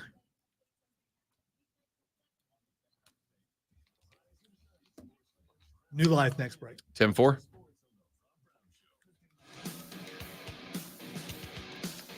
So last week was ACC Media Days. Last week, after Thursday's show, had the opportunity to sit down with the head coach of the Clemson Tigers, Dabo Swinney. Got to spend about 7 minutes with Dabo and talk some Clemson football with him. Here is last week's interview from Thursday. We were off on Friday with Clemson head coach Dabo Swinney. The Rob Brown Show back on your radio. It is the Fan Upstate, joined now on the show by the head coach of the Clemson Tigers, Coach Dabo Swinney, live at ACC Media Days. Coach, how we feeling, man? Enjoying the car wash so far? Yeah, it's been great. How you doing? Doing real good. Doing real good. They give me money to come here and talk about football. It's a pretty good life. You know what I mean? I love it. Dabo Swinney joining us here on the show. All right, I do have to jump into the serious stuff. I just asked Barrett, I've asked Cade, how do you keep the boys from killing each other when they're playing college football on the PlayStation? Because it got heated a second ago, Coach. I don't know, but they're having a lot of fun with all that. That's for sure. Been a lot of talk about it. I dig it. I like it. All right, let's talk about your boy, Cade Klubnik, because he brought up the word comfort and being comfortable in the offense. Last week at the open house, Coach Riley said the same thing. It's about comfort and being comfortable in that offense. Can you talk to me a little bit about the development of Cade Klubnik and his comfort level in this offense heading into this season? Yeah, it's been good. I mean, I think, as a first-year starter, he did some good things and certainly some not-so-good things, but I loved how he finished. And that confidence and momentum has really served him well. He's physically developed. He's a solid 205 now. He showed up at Clemson at 175. So I'm proud of that. But, again, he's got a chance to learn from as a first-year starter. Now he's got a chance to apply all the lessons that came from that. And he's in the same system for the first time, and the same coach. So I think all of those things will serve him well. I love how he's led. He's really, found his voice. He's been a tremendous leader for us. So we just need him. We don't need him to save the world. We just need him to take the next step. There's been a lot of first-year quarterbacks that if you gave up on them, you missed out on some of the best in the world. So, I'm really proud. And the great ones get better. And we've seen him get better. Now he's got to go do it on the field. And I think that's what you're going to see with number 2. What are we going to see out of him this year? I mean, obviously it's we've heard the offense described as a dirt raid. It wants to be balanced. Phil Moff is going to be a dude this year for you guys, I think, but it's still going to revolve around making sure you've got a quarterback in the comfort. So if I asked you the goals for Cade Klubnik as a player this year, what would you say they are? Well, number one is, minimize the negative plays. He had too many negative plays last year as a first-year starter. And what I mean by that, he had too many fumbles, just ball exchange, those type of things. He had too many TFLs and too many sacks on him where, as a result of him just trying to do too much, and so, what we want to see and what you're going to see is growth and maturity of just a little better pocket presence, which will cut down on those negative plays, the game slowing down, And now all of a sudden he's not trying to do too much. Just play within the system. Like to see him, as you saw how he finished the season, use his legs, in a little more timely manner because he can do that. Certainly there's some things that you call, but also, creating things with his legs or just going and getting those 6 yards and let's get a new set of downs, with his legs. So those are things that I think you'll see out of him, and just a bigger, stronger version of himself. One of the interesting things I've listened to you talk about, he's had too many sacks, too many TFLs, et cetera. How do you talk to a guy like Cade, especially when you're trying to grow him into that second-year guy and say those things, but also continue to build that confidence in him? Because it seems like an interesting dichotomy as a coach that you've got to navigate. Yeah, well, it's just part of your off season. I mean, every coach, when you get done, you go through your season and you do your quality control and you look at all the good, the bad, the ugly, and you look at your disaster report and you say, okay, what are disasters? Well, that's sacks, TFLs, turnovers, negative penalties on our offensive side. So you go through that and then you say, okay, what happened? Why? Why was it a sack? Okay, well, that was on the OL. And why was that? How do we fix that? Okay, well, this is on the quarterback. Again, it's holding on the ball too long, trying to do too much, whatever. Or if it's a TFL, okay, it's fundamental. I should have given it, instead of keeping it. And again, that goes back sometimes trying to do too much, playing within the system, and then just, ball exchange. That's just basic fundamental stuff. So you just re-emphasize those things. So when it's good, a competitor wants to see that stuff. And, and it's not that he hadn't already seen it, but when you see it in totality at the end of the season, then you go apply that. And that's how you plan your course ahead on what you want to do that spring, that off season, that summer to get better. And so, you don't run from that stuff. You run to that stuff so that you can improve. That's just part of the maturation process for every player. No different than all the way back when I was playing. You try to look at what you did good, what you did bad. How do I get better? And what was my weakness? How do I attack that? How do I improve that? And then for him too, just ownership of the system, really ownership of the protections. And that comes the more you're in a system. And we've certainly seen that from him, and I'm excited to see him take it to the field this fall. Dabo Swinney, head coach of the Clemson Tigers, here on the Rob Brown Show on the Fan Upstate. I've asked Clemson fans in Greenville, South Carolina, answer this question. Coach, I'm going to open the floor to you to do the same thing. We will define the Clemson football season as a success if we finish the way we're capable of finishing. We got to win the close games. When we've been elite, we've won the close games. We've been really good in big play margin, meaning we've had more big plays than the opponent, and we've been great in red zone scoring on offense and defense. So that's all about finishing to me. So we got to finish. Just in the past 3 years, we've won more games than 126 of the 134 teams in college football. But what's kept us out of the Final Four is not winning those close games. You go all the way back to 21, we lost it. On a pick six, one play to Georgia. We lost in a double overtime. Otherwise you're 11-1. You go to 22, we win the league, but we lost by 1 point at home. Fumble, punt return, fumble, kick return. We didn't finish with a lead in the fourth quarter, and we're really good at that. Close game. And then you go last year, we lose in overtime. We lose in double overtime. We lose on a pick six up in Raleigh, one play. We had 3 fumbles on the one throughout the season going in to score. We didn't finish. So, we were a tough defense, and people didn't get to the red zone often, but when they did, they had too many touchdowns. We were 15th in the country in first downs. We could move the ball, but we were awful in finishing in the red zone. So, to answer your question, we got to finish. Dabo Swinney, head coach of the Clemson Tigers, here on the Rob Brown Show on the Fan Upstate. Coach, appreciate it. Good luck this season. You got it. Dabo Swinney here on the Rob Brown Show and the Fan Upstate. So there was our talk with the head coach of the Clemson Tigers, Dabo Swinney. And I will say this, and I get it, right? This is something I've done for a very long time, as I have covered sports, I have covered politics, I have covered, you name it, I've covered it in one variety or style or another. One of the things that happens when you are, especially when you are covering one entity for long enough, is you start to hear them repeat things, right? You start to hear the little catchphrases or the little repetition of different phrases or words or answers or whatever. And it checks out. I had hoped that by asking Dabo, Clemson will be successful, or we will call it a successful season if blank. I was hoping he was going to give me like, if we make the playoffs, or if we have a 99% graduation rate, or if we, make it to the second round or whatever. And what he gave me is, if we finish like we're supposed to, and then you heard all those numbers that he threw out there. That's about the fourth time in the last week and a half that I've heard that exact number, those exact numbers in that exact order. There's a follow-up question. I didn't expect you to ask it, but I would have said how many of those are Cade Klubnik's fault? Obviously, we know that a good portion of them are. And what has he done to get better this year? So he doesn't do that again. And I think it's fair. Now, obviously, I have 7 minutes with the guy, right? It's so you're kind of limited in what you can do. And just so you know, I've spoken with Justin Ross about getting Dabo on the show for a longer interview down the line. But I will tell you this. One thing I did find very interesting.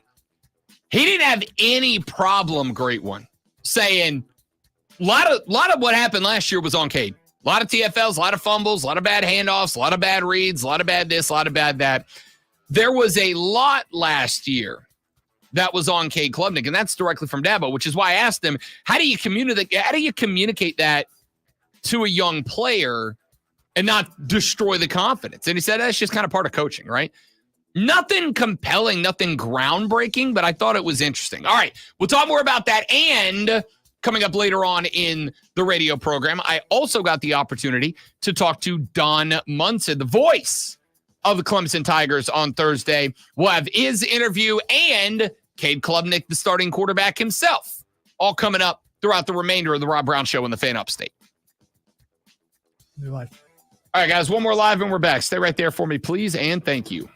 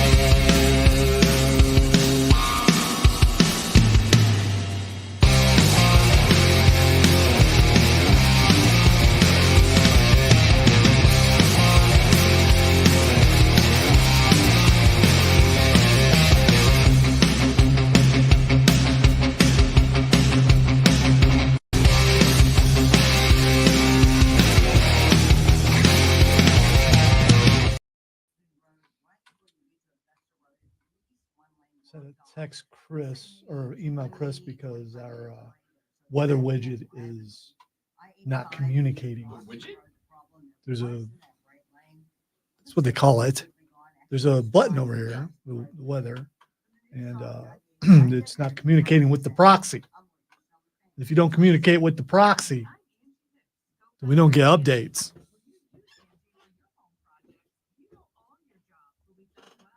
And you mentioned weather, and my ears are like really bothering me right now. So pressure.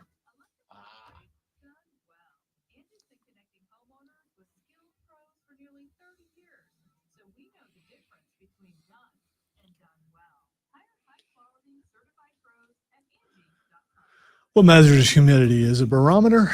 Well, whatever it is, I am a human barometer.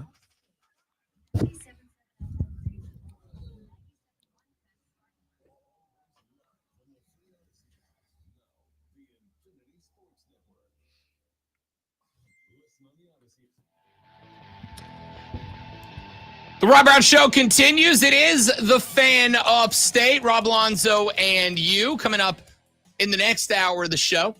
I'll replay our interview we conducted last Thursday with Don Munson. Got a little more time with Don than we did Cade and Dabo. We will also replay the interview we did with Cade Klubnik coming up later in the show as well. So make sure you stick around for that as the show progresses this Upstate Monday morning. Rob Alonzo with you with a quick update right now as Team USA Women's Field Hockey is on the pitch against España. That is Spain. Spain has just knocked one through to draw level with the United States as we make our way through the second portion of play. By the way, at a 1-1 scoreline. 4 quarters. There's a halftime. Maybe not so in Olympic play. Not sure about that. And the ball is called a hockey ball. Hockey ball. All right. So the ladies out here knocking the hockey ball around a little bit. And currently in a 1-1 knotted scoreline along with España. So we'll update you on that as I know you are all awaiting the result of this match with bated breath. I am. Not a joke. It sounded like sarcasm there. I see USA on there, so they need to win. You can strap the stars and stripes onto the sleeve of a Tiddlywinks team, and suddenly your boy is jazzed about it, man. Like, I love every bit of it. Coming up in the next hour, I actually do want to do this. I was thinking about this yesterday on the drive-in. I was going through and talking with our buddy Abe Gordon, who's going to join us in about 40 minutes from right now to talk Braves ball as we get set for the trade deadline tomorrow, with so far no indication that the Braves are going to make any moves at all. I was talking with him. He said, I'm a big track and field guy. Big track and field guy. Track and field matters a lot to me. I said, I'm not judging you for that. We went back and forth about some of the sports we like and don't like. I said, my hottest Olympic take is that I don't care about the wrestling. I don't care. I prefer fake wrestling to real wrestling. All right. I don't care about it. It does nothing for me. Yeah, you annoy me with that. Yeah, I know. It's my hottest take. And you're not the only one. Abe Gordon, I thought Abe was going to text me a fist to the nose. If Abe could have figured out how to send a punch through a text message, he was going to do it as well. Right? By the way, Olympic wrestling is amazing. It's one of the original sports of the Olympics. They eliminated it for a while, which was like stupid. But they brought it back, and I'm really looking forward to Olympic wrestling. It does nothing for me. All right. But you're okay with Olympic boxing? Big fan. What? So what's the difference? Because I like boxing and I don't like wrestling. Okay. That's literally the difference. All right. Except for professional wrestling, which we love. Love pro wrestling. Yeah. And Orange Cassidy tomorrow on the show. Just in case Orange Cassidy is listening. Yes. 25 hours. Nope. 24 and a half hours from right now. Orange Cassidy will be in studio. I love pro wrestling. I don't like amateur wrestling. All right. I'm sorry. I've tried it. I've got friends who love it. Lonzo's one of them. I've done my best. It's up there with lacrosse as a sport I've tried and can't get into. And maybe because I didn't grow up around it. I don't know. All right, I just want to point this out. Not a soccer guy. You guys know I'm not. And I watch men's and women's soccer. because I'm very proud of you. Because I knew Rob would be talking about it. Yes, he is. Here's the thing. I think Rob should watch some wrestling. I'm willing to watch the sports you're into in the Olympics. Maybe you watch some of mine. For the record, I will watch all of them. What I'm saying is, if it's not on TV, it's not the sport that I'm gonna raise hell about. This morning, I was watching table tennis with French LeBron. Oh, listen, I'll watch You know about French LeBron, right? I do. Yeah, I do. I will watch every. Did you see the U.S. table tennis team? Edwards was talking smack about ping pong. And so they challenged him to a match, and Steph talked Ant-Man into taking the challenge. I can't wait. He's going to get wrecked, man. Wrecked. It's going to be great. Anyway, coming up in the next hour of the show, I do want to ask you, Zoe, and I want you to put the thinking cap on for this one. I'm putting you in charge of the Olympics. Give me an Olympic sport or sports you want added moving forward. Like, I'm going to get anything you want. What Olympic sport would you add to the mix if you had full-fledged power to do so? I got a couple I want to throw at you and see if there's any of you that are going to jump for it. And what brought this up, and I'm glad Keegan brought it up in the stream chat. We are streaming live at facebook.com/thefanupstate, on YouTube by searching to The Rob Brown Show or The Fan Upstate, and on Twitch by joining The Rob Brown Show Twitch channel. Breakdancing is in the Olympics this year. And yes, I will be watching breakdancing as if I have been watching breakdancing my entire life. I'm all in. But if we're going to add breakdancing to the Olympics, I'm going to be judging breakdancing with an old school eye because, it started back when I was in high school. So got to see some of the original stuff. So they got to be better than what it was back in the day. Yeah, I mean, because the sport should improve as it goes if you consider it a sport. I have no doubt it has and it will. I'm all in on breakdancing. I don't know. I'm a little skeptical. But as I was driving home listening to a cat ask all these questions about breakdancing yesterday, my immediate thought was, all right, if we've added breakdancing, there's room for some other sports, right? Like if we're adding breakdancing, there's room for some other sports I want to put in there. So I'll tell you what those are coming in the next hour. And we'll see how you feel. Let's go back to this Dabo Swinney thing here for just a minute. So was there anything in that interview that jumped off the page at you? Because I got to tell you, and I will acknowledge as an interviewer, I didn't really go out of my way to get anything extra out of Dabo. Because like I said, we have 7 minutes with the athletes and the coaches. You get 7 minutes, right? And let me tell you how it worked. And other stations will spend a lot of time. Hey, Dabo, how you doing? Yeah, pretty much. I had to jump in. So we got 7 minutes with this cat. And the way it worked, Zoe, is he sits at the table. He puts on the headset. His handler points at you. You're on the clock. That's it. Go. Is this the only team that does that? No. Okay. It's like this for every coach, every player, every team at Media Day. You have 7 minutes. All right, because I have been to Media Day, and I don't remember that happening then. So it sounds like a recent thing. It has happened every year that I have been there, with the exception that the last couple of years it was 8 minutes. This year it was 7. You got 7 minutes. He sits at the table, put on the headset, and the handler for that player or coach points at you, and you are on the clock. You have 7 minutes.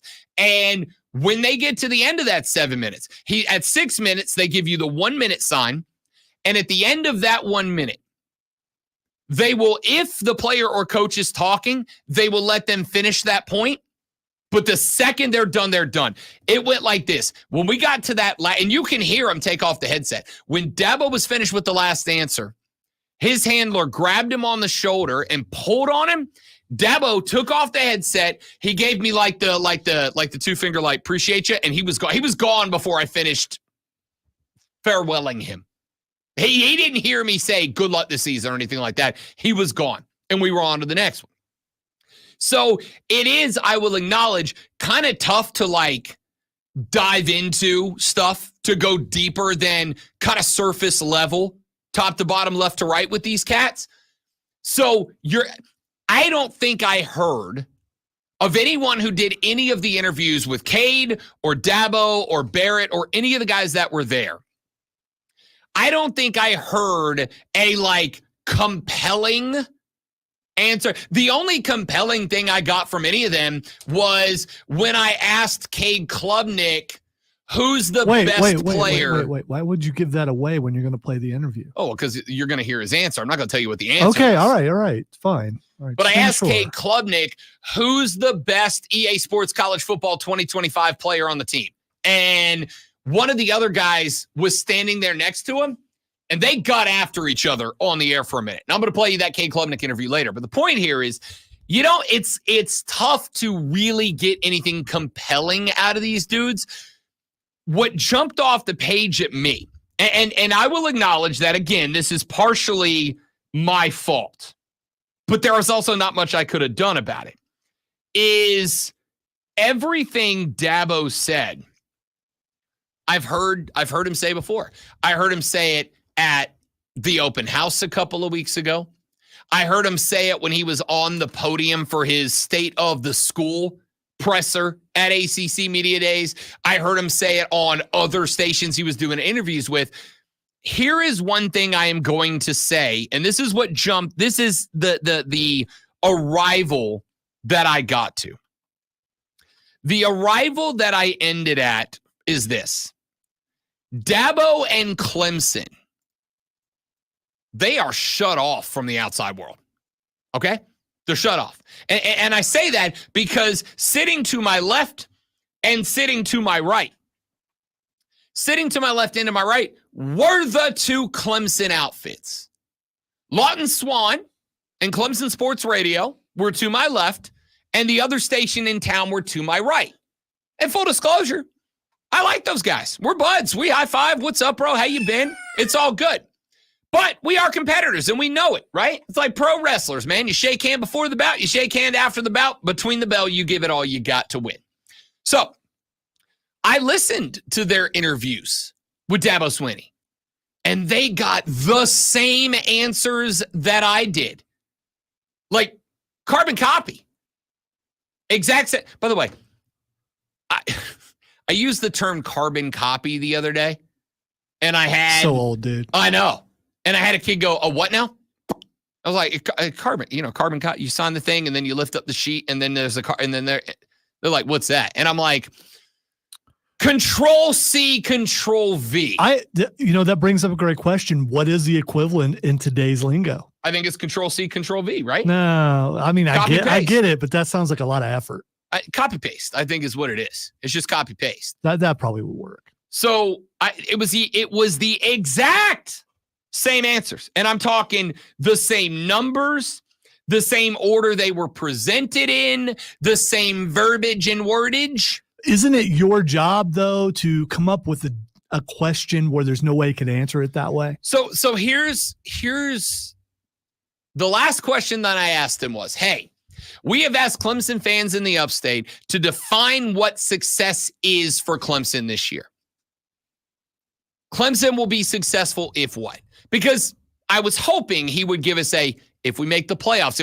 But the reality is he's not going to do that. Because if Dabo or anybody else says success is making the playoffs, success is winning a playoff game, success is making the ACC title game, winning the ACC title game. If he defines success, though, then what happens at the end of the year? If they don't meet it, guys like me go, hey, you said the goal for success was blank, and you didn't do that. By your own verbiage, you have failed, right? By your own measuring stick, you have failed.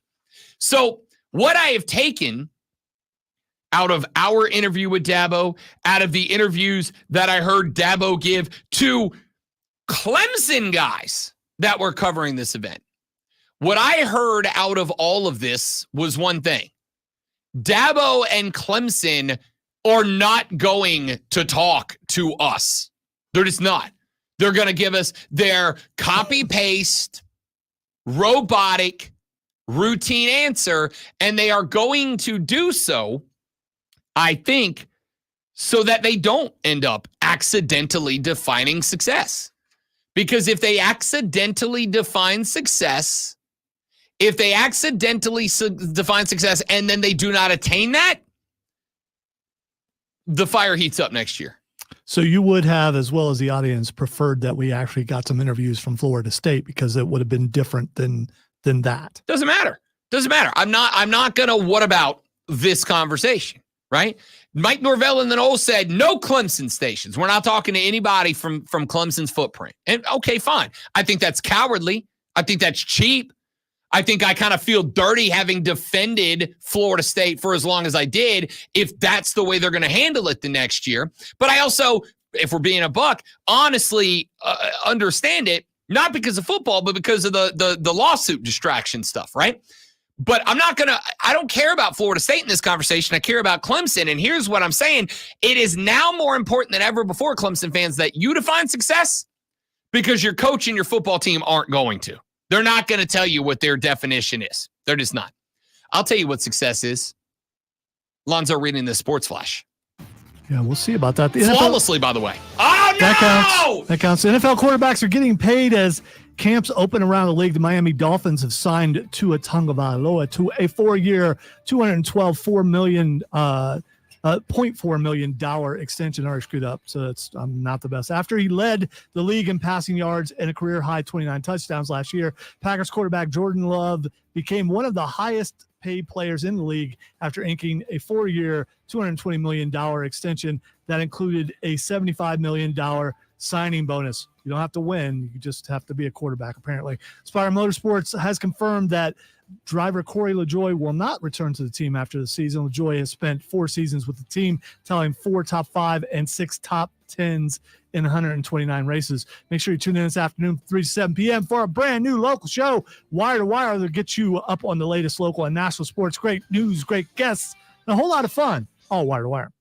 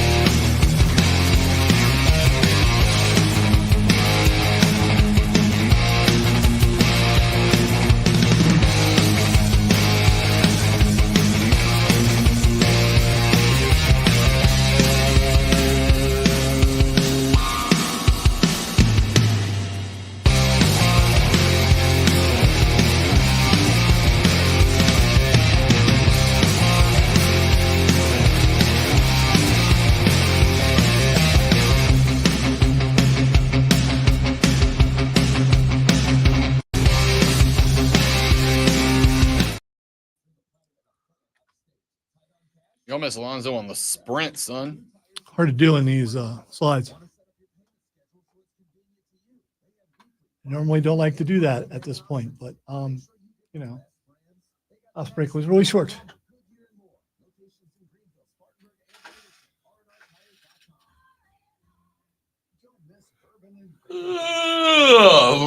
I'm sure he's the inspiration, Steven.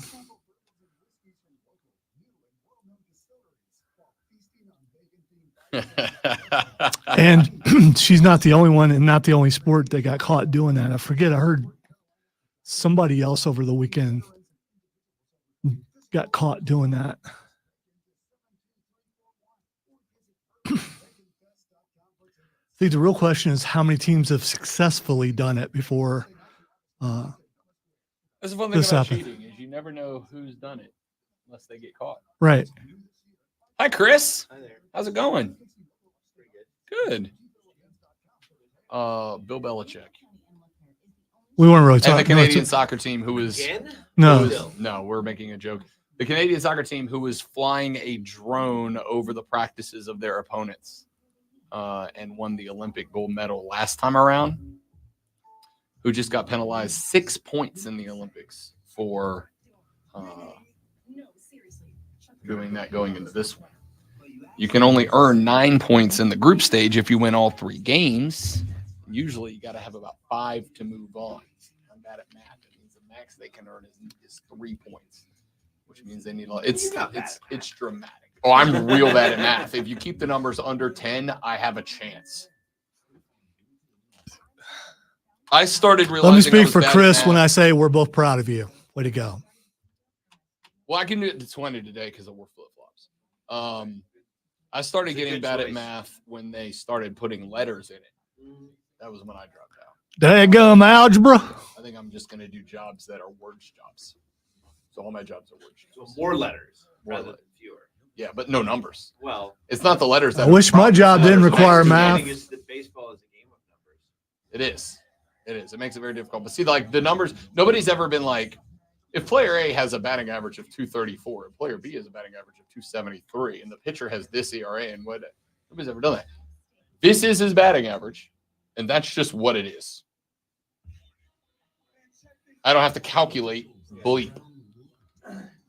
It's not the numbers. It's when you start combining. What foreign language were you just speaking? Baseball. I was speaking the foreign language of baseball. Hey, thanks for coming by. Good morning. Good morning. Good morning. Yeah, nope, got it. Got it. Oh, wait. We're back in the studio. And yes, that counted because you won't stop playing the clip. Oh, wow. You actually heard me Yeah, say I did. oh, yeah, so your headphones aren't as noise canceling as you say they are. They are. Just have them turned down because I'm very loud. Really? I've been told. Are you serious? I've been told.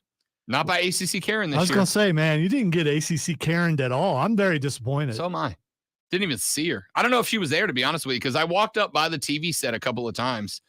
Walked up there for the breakout interviews and whatnot, and didn't get a whole lot. Didn't get a whole lot. So had some fun with that.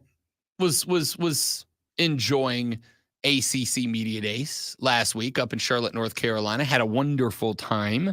And we are going to talk a little bit more about that later. I will tell you that coming up in the next segment of the show. Abe Gordon from 92.9 The Game in the ATL is going to join us on the show to talk a little Braves ball as the trade deadline is tomorrow. I love you tomorrow.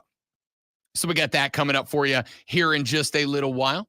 After that interview with Abe Gordon, we'll check back in with Don Munson, the voice of the Clemson Tigers, who we got to talk to last Thursday. We'll get Don's perspective on what this football program should look like coming into this year.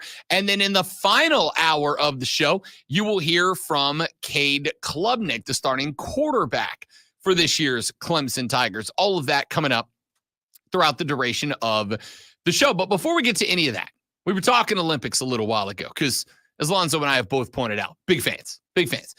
Once every 4 years, Rob Brown becomes a handball fiend, all right? Loves some handball. Every 4 years, Rob Brown becomes a swimming and diving connoisseur. Once every 4 years, Rob Brown becomes an expert on badminton. Big fan of the Olympics. You slap the U.S. flag onto international play, and there's not a sport I won't go full in on. But, as Alonzo pointed out not terribly long ago, we have some that have been taken off the list. We have been added on to the list. Breakdancing will kick off on August 8th. A little over a week, we'll have the Olympic breakdancing competition. Next Olympics, 2028, flag football will be added to the Olympic sports roster. We've already had Joey Burrow say he wants to go along with Jamar Chase and a couple of other guys to go win gold for the Americans. I'm all in. Let's do the damn thing. Send Joey and Manette. Lonzo, I'm putting you in charge of the 2028 Summer Olympics. The 2028 Olympics are at your disposal. They will be taking place right here in these United States of America, based around Los Angeles, California. Zoe, I will allow you to add up to 3 Olympic events. What sports are you adding to the Summer Olympic Games rotation? All right. I have my 3. Okay. Baseball, softball, mixed martial arts. Mixed martial arts. Because we got judo and karate and all that stuff, I think, still in the Olympics, but there is no mixed martial arts. I'm going to open up a spot for you, as baseball is being added back in 2028. Okay. Not only is it what about being softball? added back, If they added I believe softball is back as well.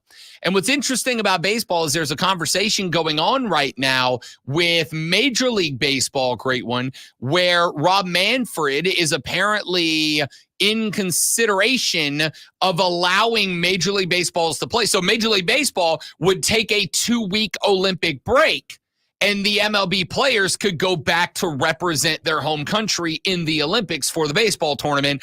Yes, please, and thank you. All right. So you gave me a slot. Yep, I'll open up a slot for you. Bowling. So you are going MMA, bowling, and what was your third one? See, it was baseball and softball, but you're saying they're back. Yeah, I'll give you. You want one more? Yeah. Well, or are you good with the 2? Let me think of another. Okay. one. Let me give you the ones I'd like to add. There's a couple I'd like to add. Number 1, you know what I'd like to see added, Zoe? I'd like to see paintball added to the Summer Olympics. I'd like to see paintball. And I'd like to see paintball I think paintball would be fundamentally entertaining. And I think it would be entertaining because who are we sending in paintball? Who are we teaching to play paintball to go represent the United States in the paintball Summer Olympic Games? We are sending like the baddest dudes from the U.S. Special Forces, right? But so's everybody else. Think about what that turns into. It effectively turns into a fun battle between everybody's best military members. Yeah, but tell me that wouldn't be incredible to watch. I think we should also be allowed to send a ringer, and I'm sending Jesse to Bobby Ventura. I'm sending like 5 of the most badass USSF guys that we come up with. I'm taking this very seriously. I don't think they'd be allowed to go. So they would have to be ex. They couldn't be current. I don't know, man. I hate to be realistic and add realism. Yeah, don't do that. I'm sorry. Nobody wants that. I mean, even if you sent ex guys, because those guys, people don't need to know who they are. Even if you sent ex special forces, just guys that are just out, right? Yeah, guys that retired in the last year. Yeah. I'm going to find, because there are pro paintball leagues. I'm going to find one of these leagues. I'm taking them and I'm saying, hey, paintball dorks. And I say this as somebody who used to play paintball. Love it. Love it. Would love to get back into it. In fact, at one point, years ago, Zoe and I challenged the then old show in the afternoons to a paintball contest, and they would not respond to our challenge at all. I'll still do it, by the way. I put on a lot of weight. I'm really, so you just want me as a meat shield. And, I get that. As long as you win, as long as we win, I guess I'll take a few. Tell you what I think happens.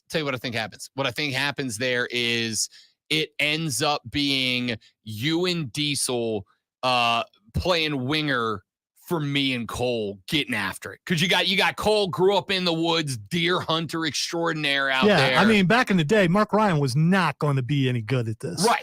But Cole will be good. Cole would be good. Yes. Because Cole's a hunter. Cole would be hunting me like the predator. On the flip side, I played paintball for like 3 years. I was a tactics guy when I played paintball. I'm going to know where you're going to go and what you're going to do before you know where you're going to go and what you're going to do guy. And I get back into that. Let's face it, our legal wouldn't allow that. They probably wouldn't even allow us to play laser tag. I don't know. But still, I think they would. I don't think they would. But we'll see. I might bring it back up. Let's ask forgiveness, I guess. But I'm going to add paintball to the rotation. I'll give you another one I would like to add to the rotation. Autosports, racing. Now, we're going to have a fight over this. Because you'd have to go open wheel. You probably have to do like F1 modified, GT, open wheel. But I'm not against adding multiple styles, right? Like we could do, and it could be 3 races of each style, right? Could you go, we have a stock car race on opening ceremony day, halfway through, and the final day. We have a what do they call off-road rally, right? Like the crazy SOBs that go flying through the woods at 200 miles an hour. I think they have that in X Games. I do too. I think it's Rally X. Give it to me in the Olympics. Send every country's best at rally. Send every country's best at open wheel. Granted, it would just be Max Verstappen and Lewis Hamilton kicking everybody's ass over and over. But like, who knows? Let's see. Let's add motorsports to the Olympics. So I'm okay with that as long as the same driver has to drive in all the different sports. No, let's add low. Let's get the best of the best in everything. Well, let's send the best stock car racers, the best rally racers, and the best open wheel racers. Sounds expensive. It's the Olympics. It costs billions. Yeah, but it sounds expensive because you're going to have to bring all the different crews over there. Well, think about it this way. All right, so I will even go one step further. We get rid of stock car because U.S. is winning that every time around, right? Like not just U.S. The Southern United States is winning that every time around. So let's do F1. Wasn't Jeff Gordon from California? Yes. So was Jimmy Johnson, by the way. So it's not really the South sport anymore. Stop with all your regional bias. So I would do open wheel. All right. And this is the fun thing. Just about every country you're going to, there's already a course. There's already F1 courses in the United States. You don't have to do anything special. The course is already there. You just got to set it up at a weird time in the summertime. Well, they are doing surfing in Tahiti for the Olympics. So I guess you could be right. They're doing in 2028 softball and baseball, if I recall correctly. I know softball is. I don't know if baseball is. But softball is being played in Omaha at the Women's College World Series site, right? Cool. No, it's not. We're sending those poor women to Oklahoma in July. They're gonna. Oh no, the poor Swedes are gonna die. Like I said, cool. Home court advantage, big time. Home field advantage. My bad. Big time.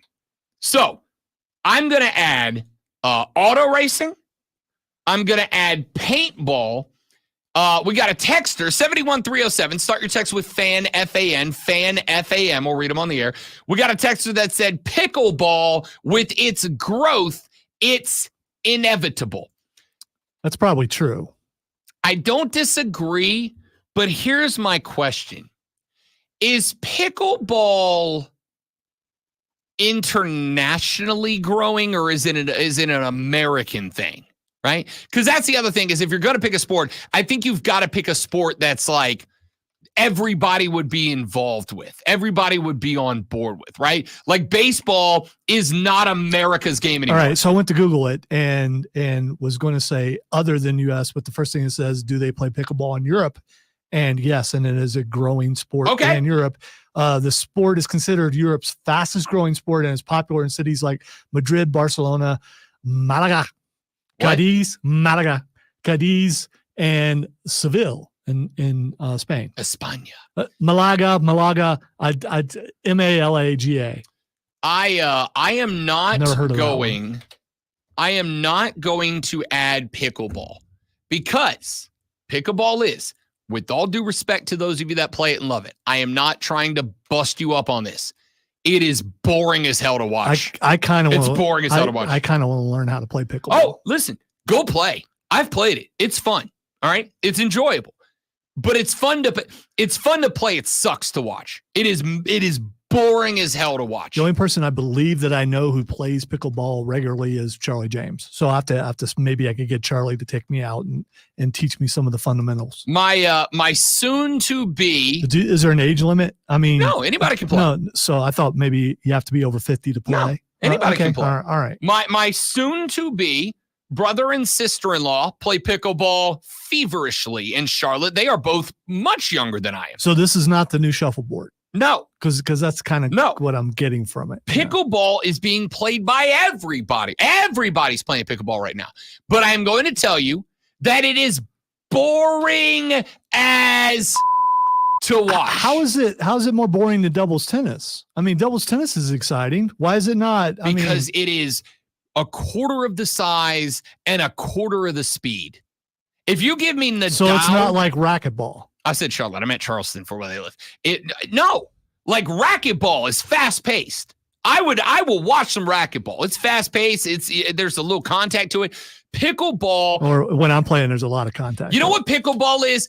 Pickleball is tennis if it was a 75-year-old man.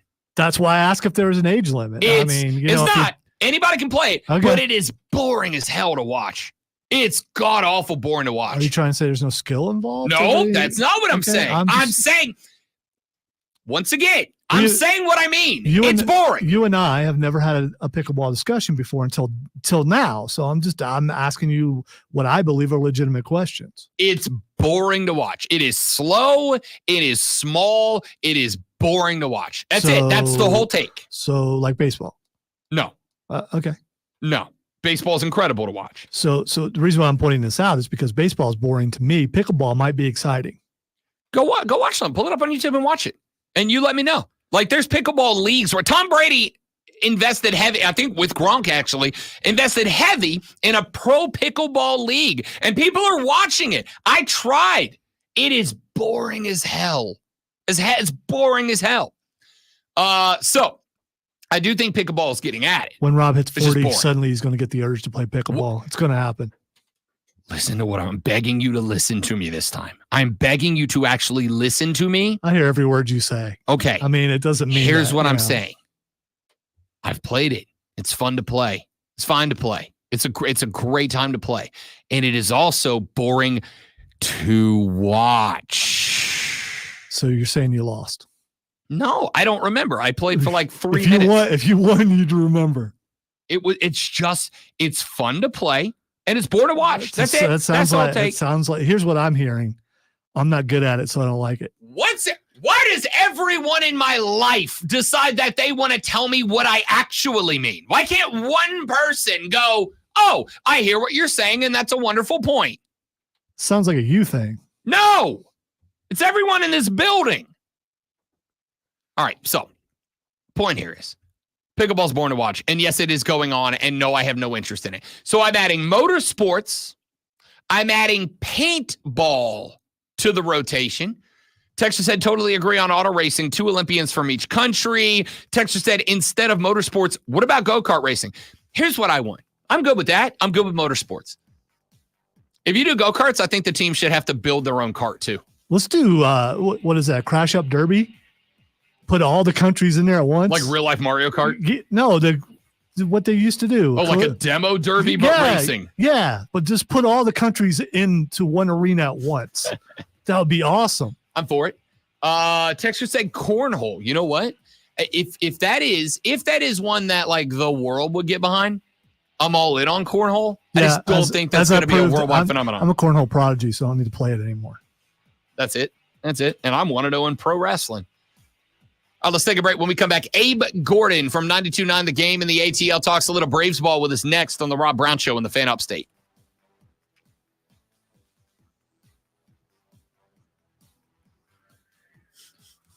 Sorry, there was a major hair flip on field hockey. Got to pay attention to it. I had to hesitate. I saw the girl took her her headband off. They did because they did it in slow-mo. I mean, they recognized what we were seeing. All right, guys, we're going to step away and get Abe on the phone. We will be right back. Don't go anywhere.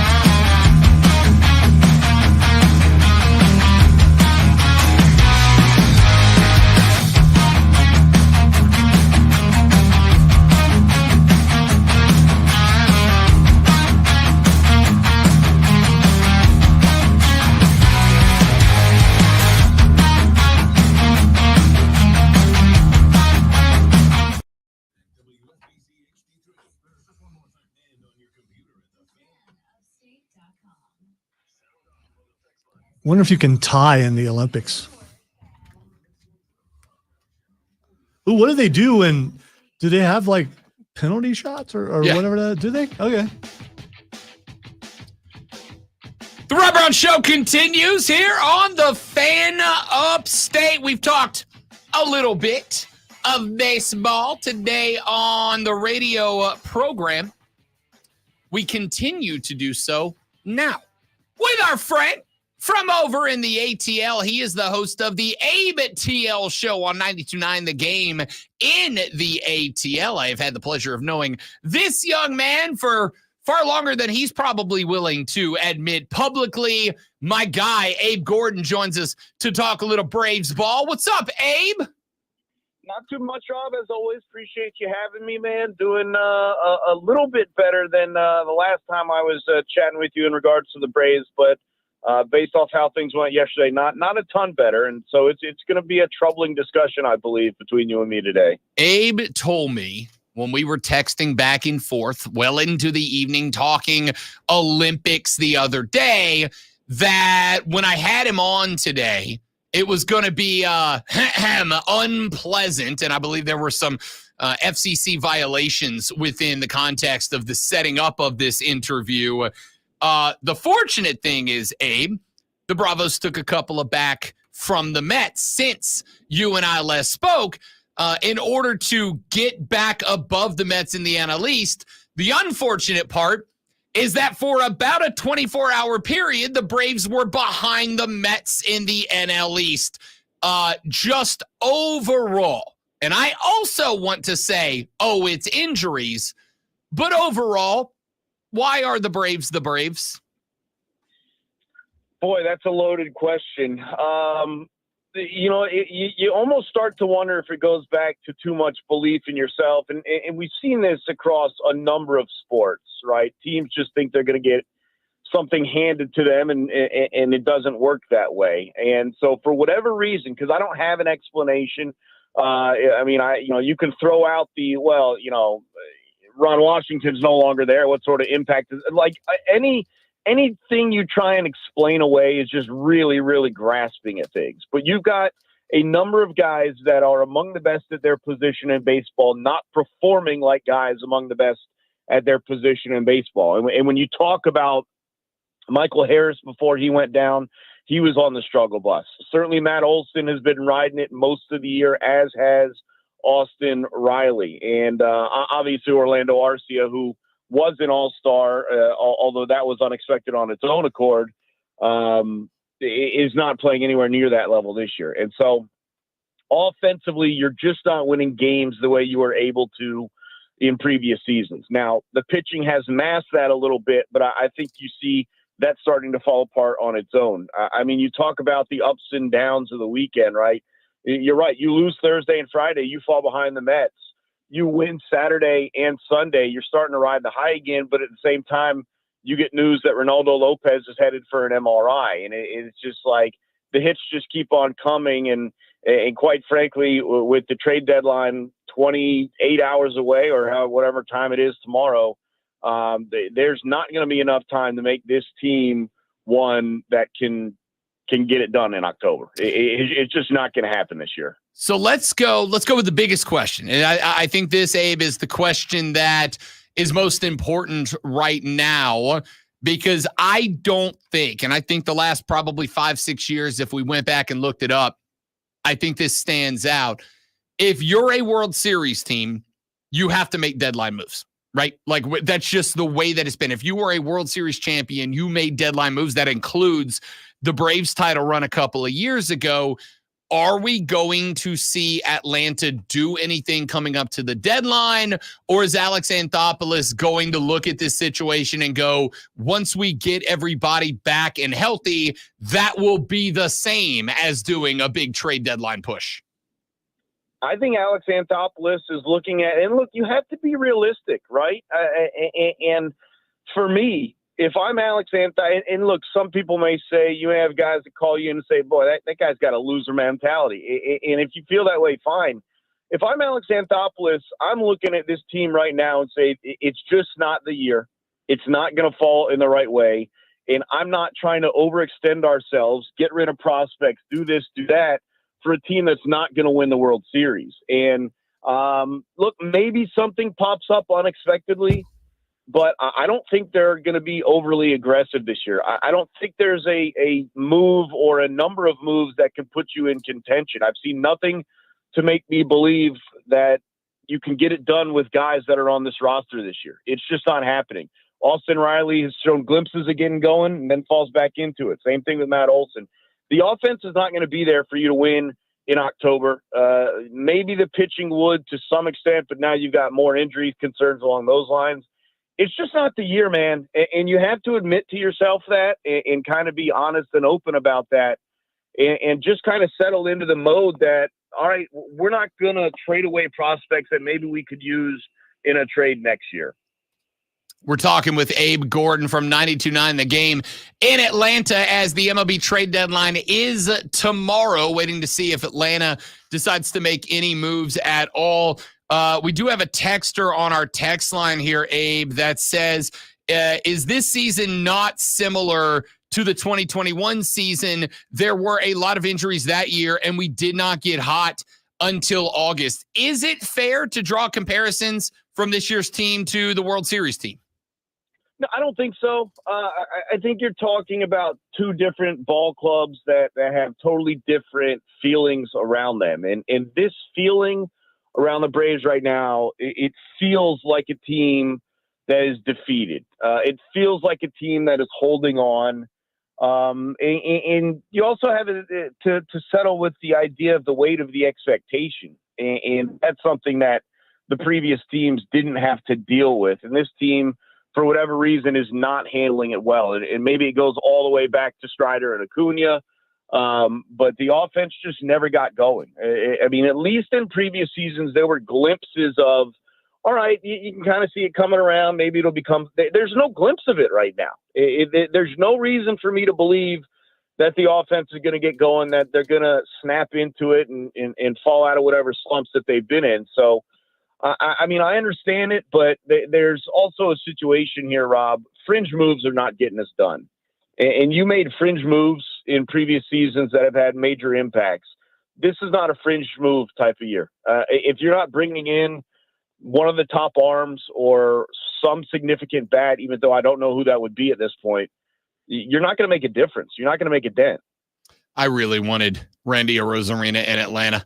Like, I know he's been slow for Tampa this year, but it just felt like he would be the Jock Peterson of this year. Alas, it was not to be. And I think that's the other part, Abe, is I think Atlanta waited too long, right? Like, if they're going to make a move, which leads me to believe that they're not going to, if they were going to make a move, they waited too long. So I've got to assume here the belief is once you get everybody back, or at least the ones you can get back, you know you're doing it without Strider, a top 10 player. You know you're doing it without Ronnie, a top 10 player. But once you get everybody else back into the rotation, fully healthy, et cetera, I've got to assume Alex thinks we're just going to be that team again. But you mentioned it. Like, I look at this team, and it looks like a lifeless team. Like, we know, Abe, every now and then they're going to have a 10-run game. Every now and then they're going to put up a 9 spot. The power, the ability is still there. But when I look at this team, I look at Brian Snicker. My man looks like he's asleep at the wheel half the time. They show the locker room, and I got Austin Riley out there flipping Matt Olson and the boys for the lulls in the locker room. Like, it just looks like a little league team that's more interested in just kind of hanging out. And based on what we've seen out of Atlanta the last few years in competition, it's just, Abe, I don't know how else to put it, dude. It's just disheartening to me. Yeah, it is. And look, you're going to run into these sorts of years where almost everything goes wrong. And that's what's happened. Like, it's not just the injuries. It's the fact that some of your stars are not performing. And there's no way around it. And I've settled, like, for a while this season, Rob, I was into the mindset of, like, they'll come around. Like, these guys are too good not to get it going at some point. But, like, at this point in the season, like, I don't think they're coming around. And I'm not relying on, oh, they'll get hot in October. Like, I have no reason to believe that they'll get hot. Like, I haven't seen the stretch of them get hot for a course of 6, 8, 10 games. Not that you have to win them all, but just look like someone that no one wants to face. And they haven't looked in that way. And so for me, like I've just settled, man. Like I'm at the point where I've settled, and it's not the season. You hope Acuna comes back next year and doesn't have any after effects from his rehab. Same thing with Strider. Same thing with whoever else you bring in. You may be looking at replacing Max Fried. There's a lot of questions, but unfortunately, and it's not fun saying this because we're all huge Braves fans, and the expectations of this season were you're going to come in, you're going to be the best team in baseball again, and you're going to give it another crack in October, and you're not doing any of that. And it's unfortunate to say, but like, again, man, this just ain't the year, and it's just not going to happen, and you got to kind of reconcile with that. We are talking to Abe Gordon from 92.9 The Game in Atlanta. All right, Abe, last one, and then we'll let you loose because I know you've got some work to do this AM. We've got a couple of people that are writing in saying, does this mean the Braves should be sellers, right? Should they write this off? This is a team that, as of today, despite all the doom and gloom that you and I are putting out in people's speakers right now, this is a team that is in the number one wild card spot right now. I mean, it's only by one game over San Diego, and I suspect that by the end of this week, they'll be in the second wild card spot. But being where they are, obviously not going to be buyers, and obviously a lot of the team is youth, is guys you've got on long-term contracts because you brought them up. Are the Braves sellers? Do they follow your lead, write this season off, and start stockpiling for next year / 2026? What's the play between now and tomorrow's 5 p.m. deadline, or is it just nothing? I think it's nothing. You're certainly not sellers. You're still, if I had to pick one, you're still more likely to be a buyer in some manner than sellers. I mean, look, teams that sell are teams that are rebuilding. The Braves have had a down year. They've had a rough go, but they have the pieces in place.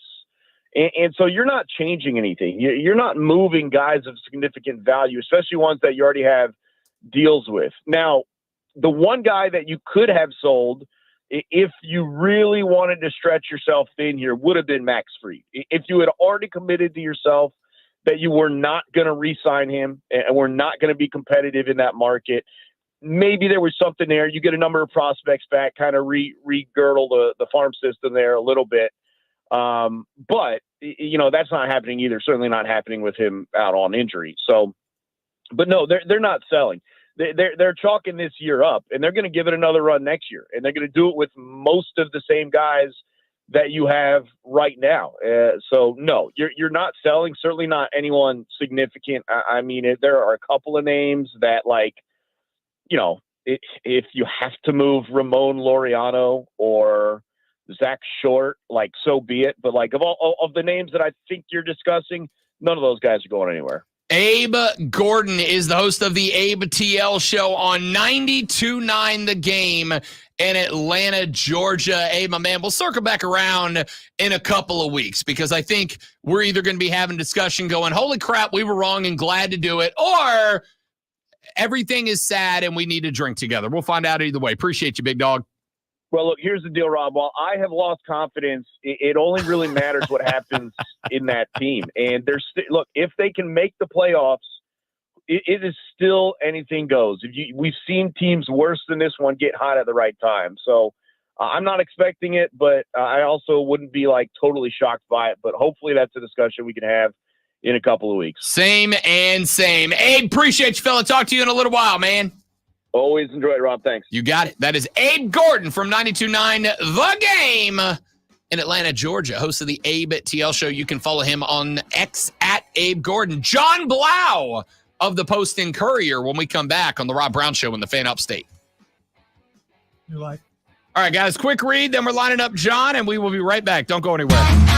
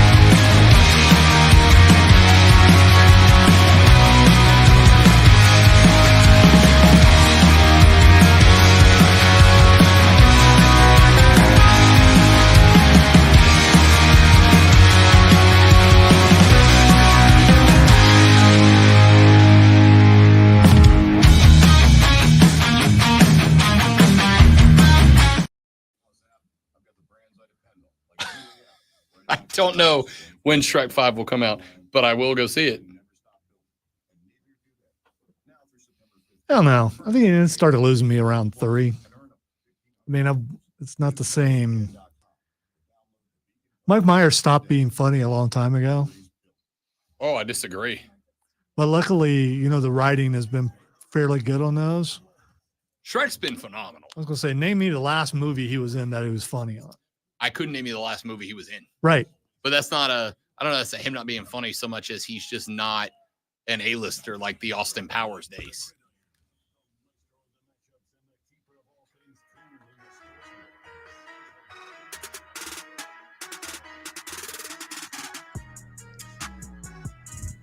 The Rob Brown Show continues. It is the Fan Upstate. Rob, the great one, Lonzo with you. And now joining us on the show, as he does every Monday morning at 8:40 to talk a little Clemson athletics, John Blau from the Post and Courier joins us on the show after a, John, I assume, very busy last couple of weeks for you. How you holding up, bud? All right, have you taken a nap? I've taken a couple. So I think I'm recharged, ready for fall camp starts this week. Yes, it does. And we're diving right back in. Of course, last week, ACC Media Days, I was there all week. One thing that jumped out at me, John, that was very interesting was how much of last year's, I don't want to say lack of success, because it wasn't a bad team for Clemson. It maybe just wasn't up to the standard fans wanted it to be. How much of some of the failure Dabo Swinney was putting directly on Cade Klubnik. He did it on this show on Thursday. He said, look, he took too many TFLs. He had bad picks, bad handoff resulted in fumbles that were directly on him, etc. I found it very interesting that Dabo was placing so much of it directly on Cade Klubnik. Do you have any thought on why? I mean, A, is he right in your opinion? B, is that kind of a tool to press Cade Klubnik to be more detail-oriented? Because he did that with a number of stations, not just this one. Have you heard that, and what are your thoughts on it? Yeah, I think maybe, like you said, pressing the buttons a little bit, trying to make sure he's on his P's and Q's, because it is a little bit of a different tact. I mean, if you think about DJ Uyunglele for the couple of years he was here, Dabo was constantly harping about how it's the guys around him. We have to be better around him. And I think they obviously still need to be better around Cade this year. But if you look at everything they bring back, just the experience in the offensive line, a really deep receiver core obviously needs to prove itself, but a ton of potential there. A lot of it does hinge directly on Cade just being a cleaner performer in terms of, again, just some of the mistakes he made. You think about the Florida State game in overtime, throwing a quick screen to the receiver when he should have just handed the ball off. Miami taking the ball when he should have just handed it off, and ended up losing that game in overtime too. I mean, just too many TFL sacks, like you said. A lot of the success of this offense hinges on whether Cade Klubnik can cut those mistakes out, because I think Clemson does have a feeling that they have more around him for this offense to be much better as long as Cade Klubnik is playing the way he should. So, and obviously to add on that, Dabo has said he thinks that Cade will take that step. He does think that the mistakes he made last year, the trials and tribulations he went through have made him a better quarterback, and he will take a big step from year 1 to year 2. But it's absolutely a necessity. I think Dad was just kind of calling that out.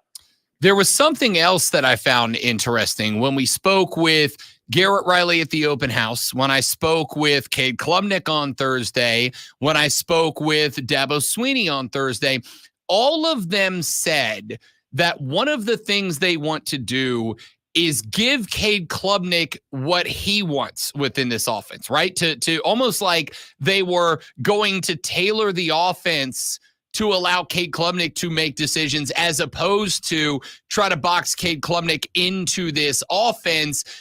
Have you gotten that same vibe? Because I heard it from all three entities, and to hear that at the same time that I hear Dabo saying Cade was making mistakes, Cade had too many bad decisions, etc. To hear those things tells me either they really believe that Cade Klubnik is going to grow as a quarterback this offseason, or they're just going to lean into it this year. Yeah, I think they believe he's grown, and Cade talked about it. Cade talked about it at ACC Media Days, just in terms of, he was really just learning the offense as he was going through last season. He doesn't really feel like until the last maybe handful of games of the season he was managing games well, because every single play they ran, it was, the first or second time he was kind of experiencing what that play was going to unfold like. I think now he's got a greater sense of what plays look like from pre and post snap reads, canceling routes, seeing in my progression, I don't need to look there. I just look here because it's this coverage. He has a better sense. And so once you have that sense, now they can say, okay, Cade, what type of plays do you like? Where do you want to go with the ball? What's working for you? They can have kind of a greater communication like that with your quarterback. So I think it's just a natural progression in terms of a guy who was a first-year starter, a sophomore, going to be a second-year starter as a junior, a second year in an offense for the first time in his career.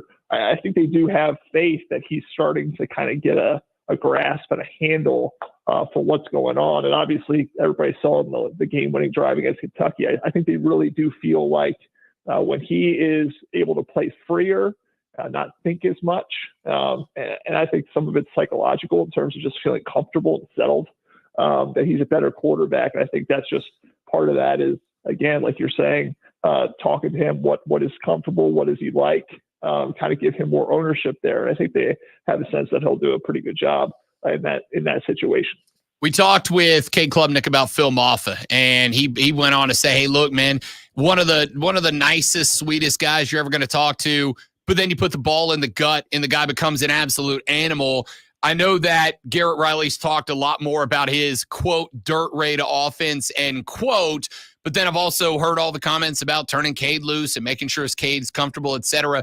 What do you expect to kind of be the split? Are we going to see a relatively 50-50 carry? Are we going to see maybe a 60-40 lean on the run because Maffa's going to be that guy? If I asked you to kind of give me your thought on a preview of the Clemson offense split between the run game and the pass game, what do you think we are going to see? Yeah, I mean, dirt raid, like you said, I think it's going to be either balanced or you might even see a little bit of a tilt towards the run, maybe 55-45, because you do have a guy like Maffa who only gets stronger as the game goes on because you have to tackle this big 6 foot, 230-pound running back who, like you said, really comes at you and really leans into it. So there's him, and then also their number 2 running back potentially is going to be Keith Adams Jr., and they call him Hammerhead. He's the son of the linebacker, Keith Adams. And you have to make a quote-unquote business decision is what Garrett Riley said when you're tackling him too. So imagine 2 guys kind of really, bruising the opposing defense, and then you get to go play action off of that, get the box loaded up, and it makes things really easy on Cade in terms of one-on-one matchups. So I think they're going to want to exploit it as much as they can. They're going to run Maffa. I think I heard Dabo, one of the comments he made on ACC Network, is it's going to be a buffet for Phil Maffa, an all-you-can-eat buffet. And so, they're going to absolutely lean on him as much as they can as long as he's healthy. And then it's going to be interesting to see who the backs behind him are. Again, Keith Adams Jr. or Jay Haynes, that are more of a speed guy, Jarvis Green, all that. But, I expect them to lean heavily on it. Dirt raid will be exactly what you think it's going to be. All right, last one, John. We'll let you get back to it. I was obviously listening to the commissioner, Jim Phillips, during his state of the conference, whatever you want to call it, last week. Had a lot to say about the lawsuits, had a lot to say about making sure the ACC remains one of the top 3 conferences in college sports, et cetera, et cetera. What did you think about Jim Phillips' comments? He said the lawsuits were damaging, said that he's going to continue to fight to protect the conference. I heard a lot of posturing and not a lot of direction out of the commissioner outside to say what we already know, which is they're going to fight this thing tooth and nail because if Clemson and FSU leave, I think there's an exodus. I think everybody follows. What did you make of the commissioner's comments? Yeah, I mean, it was kind of what you expect. Like you said, maybe a little bit of posturing in terms of obviously coming out and being forceful in terms of the words of harmful, damaging, disruptive, all that. It was interesting the tone in which he used. He's, reading off of a teleprompter, but he definitely, underlined those words. He was very forceful in the way he delivered it. But like you said, yeah, it's an existential thing for the ACC. They can't have Clemson and FSU bully their way out because then you're going to have other schools that obviously want to get out as soon as Clemson and FSU do. So he's doing what he feels like he has to do in terms of, being the leader of the conference, trying to keep the conference together, trying to spin the message back to the fact that, they raised over or had $700 million of revenue for the first time and all the championships they won and all of that. I mean, it just is kind of funny. He makes those comments. And then obviously the football highlight, the first frame in that video is Dabo Swinney from Clemson. So obviously it's kind of a weird thing where they're obviously battling their own school, which, the value of the conference depends on the value of the Clemson, of a Clemson and FSU, but at the same time, they want to get out. It's obviously a huge mess, but Phillips is doing what he wants to do, what he needs to do. That's, kind of call out what he feels like his quote unquote bad behavior in the conference. Whether it actually gets him very far remains to be seen. We are talking with John Blau, who covers Clemson athletics for the Post and Courier, joins us every Monday at 8:40 to talk Clemson Tiger sports. John, my man, appreciate you, bud. Go enjoy at least a couple of days of R&R before we get right back to it. Sounds good. I appreciate it. Thanks, Rob. You got it. John Blau from the Post and Courier. Again, every Monday at 8:40 talks Clemson athletics with us. Let us run to our final top of the hour break. Coming up in the next hour, we will hear from Don Munson, voice of the Clemson Tigers. We'll talk a little Olympic soccer as the men and women both victorious over the weekend in big-time matches. And before any of that, you were going to hear an absolute gold medal sports flash from Lonzo. They have platinum. I get it. The U.S. men's basketball team got off to a hot start in the Olympic Games with a 110-84 win over Nikola Jokic and Serbia. Kevin Durant went 8-9, including 5 threes, and wrote to 23 points in 17 minutes in his first 5-on-5 action since April. While LeBron James went 9-13 for 21 points. Team USA will play South Sudan on Wednesday, while the women's team will open Olympic play today at 3 p.m. against Japan. Spire Motorsports has confirmed that driver Corey LaJoie will not return to the team after this season. LaJoie has spent 4 seasons with the team, tallying 4 top 5s and 6 top 10s and 129 races. Tune in this afternoon from 3 to 7 p.m. for a brand new local show, Wire to Wire. Cole Bryson and Diesel get you up to date on the latest local and national sports news. Great guests, great debate, and a whole lot of fun. Not sure if Cole's back or not, but Diesel is. Make sure you listen 3 to 7 to Wire to Wire.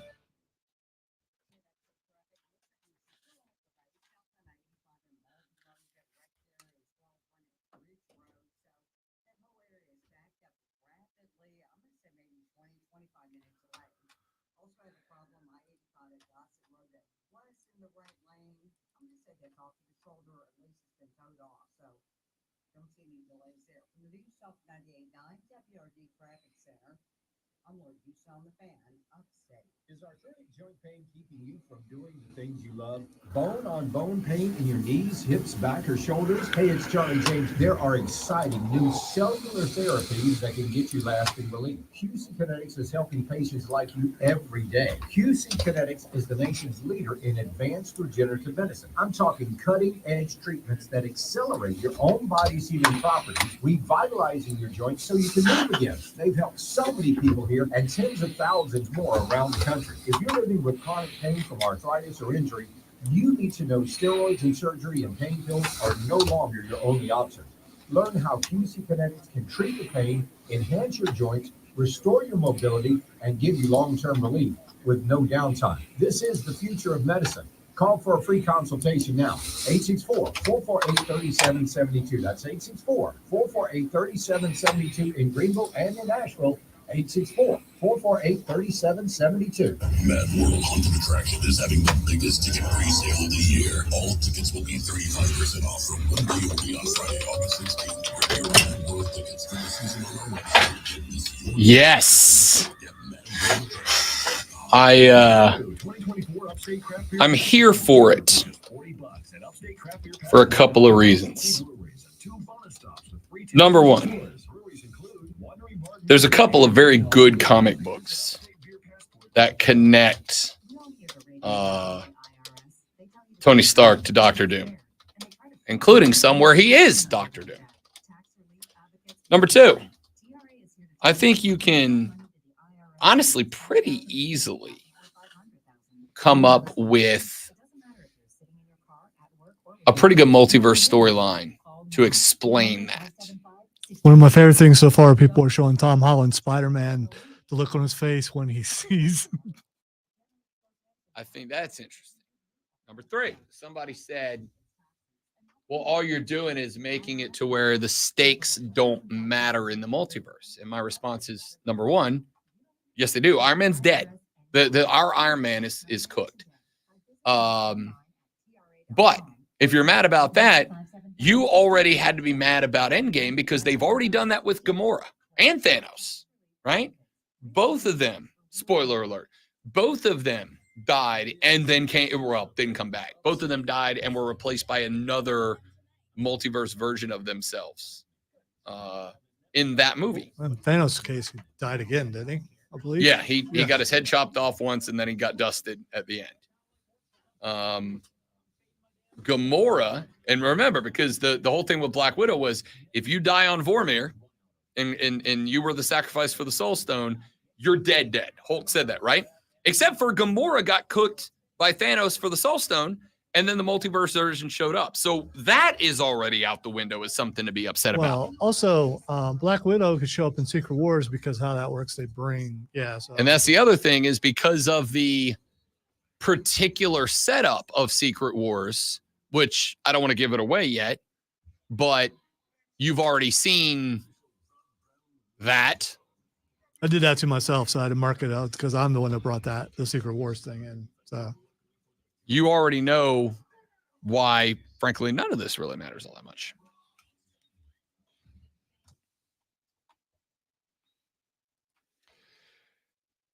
Daddy, how you doing? Real good, Corey. Thanks for asking. That makes me sad. That's why I hesitated. Yeah. That's my fault. Yeah. My bad. It makes me sad. Do I have to kill it? No. I mean, we got 4 more races in the regular season before Corey LaJoie is no longer a Spire driver. I'm going to say this. He won't be a Spire guy anymore, which also means, unfortunately, we will likely not have him back in studio again, at least not anytime soon. But that doesn't stop Corey LaJoie from being friend of the show, Corey LaJoie, right? Like, he's still a repeat guest on the Rob Brown Show. In the during Sports Flash, I said friend of the show, and then I started thinking about it. Is he still friend of the show? Yeah, I'm going to say yeah. Okay. I'm going to say he is for sure. All right, let's do some Olympic stuff here. All right, let's do some Olympic stuff. Let's start with basketball. Starting on the basketball front, let's open with the men's side. They get the 110-85 win over Nikola Jokic and Serbia in round 1, game 1. And it was all about LeBron and Kevin Durant. Durant was a dude. Started the game 8 of 8 coming off the bench. Of course, Steve Kerr elected not to put Cade in the starting lineup, which made sense as Cade did miss all of the tune-up matches because of that strain to his lower leg, but he came back out and he was a dog. Asked if Steve Kerr was shocked by not just Cade's return, but his success in the return. Steve Kerr said this. It was incredible, but not surprising given what I've seen from Kevin in the past. I've said it before. I think he's the most skilled basketball player I've ever seen. The game just comes so easily for him, and a long layoff like that doesn't seem to bother him. And he was brilliant tonight. Obviously, just shifted the game as soon as he got on the floor. Yeah, he did. I was listening to the play-by-play of the game, and my dude Dwayne Wade on the call was losing his mind over Kevin Durant. Can we talk about Dwayne Wade though? He's not good, man. He's not bad. Not good. He didn't want to give. Anytime someone brought up how good Jokic was, he wanted to downplay. Well, Kevin Durant is just as good. It's like, dude, stop. I mean, listen, be an analyst or don't be. Here's what I'm gonna say. It's a tough spot for a non I'm going to use the word professional. I don't mean the acting a professional. I mean, you actually do it as a job. And I will even acknowledge, probably tough for me to be calling that game on the broadcast when you're not supposed to be a fan. When Dwayne Wade played with like 4 of those dudes, right? Played with Bam, played with LeBron. Like, he's played with these guys. So to go into that spot, especially when, and I kind of give D-Wade a pass here a little bit. Because Dwayne Wade is not a play-by-play guy. He is a ringer brought in for this event, for these games. So I don't really expect him to totally turn off the fandom in this case. Listen, I get what you're saying, but at the same time, acknowledge that guy has been the MVP in the league 2 out of the last 3 years. Yeah. So acknowledge it without a but. Just say it and move on. And he could not do that. I mean, I get it. I'm not saying you're wrong. I'm saying I get where Dwayne Wade's coming from. And he wasn't very good. I mean, even beside that, he's just not very good. I thought he was fine. I will say this. I thought I don't even know who the play-by-play guy was, to be honest with you. It was Eagle. Was it Ian Eagle? No. It was his son. Noah Eagle. Yeah. I like Noah. Noah's good. Yeah, I thought he did a great job. One of the things that was intrigued he had to compensate for how bad Dwayne Wade was. So that made him do it even better. Basically, what D-Wade was doing was just popping off whenever something incredible happened, right? Like he was fanned out on the mic. Kind of what the color guy's supposed to do, right? No, a color guy to me. So again, not a huge deal. Whatever. It's Olympic basketball. Sorry, analyst. Yes. Whatever. What I want from that guy, play-by-play tells you what happened, color tells you why it happened, right? But what ended up happening was Noah Eagle was having to tell you what happened and why it happened, and then Dwayne Wade was just the fan for a minute, right? Like there was one point where I think Jovic and Jokic came down the floor, and Serbia sent the 3 other guys. I think Bogdanovic was out there, and whoever the other 2 guys were. They sent Jokic and Jovic down the left side. They sent Jokic to the block. They sent Jovic with the ball to the 3-point line. Then they sent, I think, Bogdanovic out to it doesn't matter. The other 3 guys went 3 levels on the far side, right? 1 on the block, 1 on the wing, 1 up top.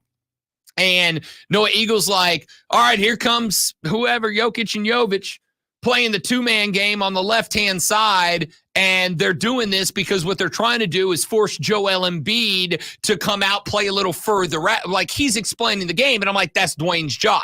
But again, Dwayne doesn't do this for a living. He's a ringer that got brought in. This is one of the problems I've always had with forcing ex-athletes onto a mic, right? Because unless you train them to be good at it, they don't necessarily know how to explain what they're seeing and talking about in a way that translates. They did make it sound like he's going to be doing this going forward in other avenues, like maybe in the NBA or something. So, I mean, it made it sound like this is going to be his job. He needs to get better at it. That's all I'm saying. Again, if they're gonna trot him out for NBA games, I totally agree. It was not good enough for me to tune into 1, 2, 3 times a week on an NBA game.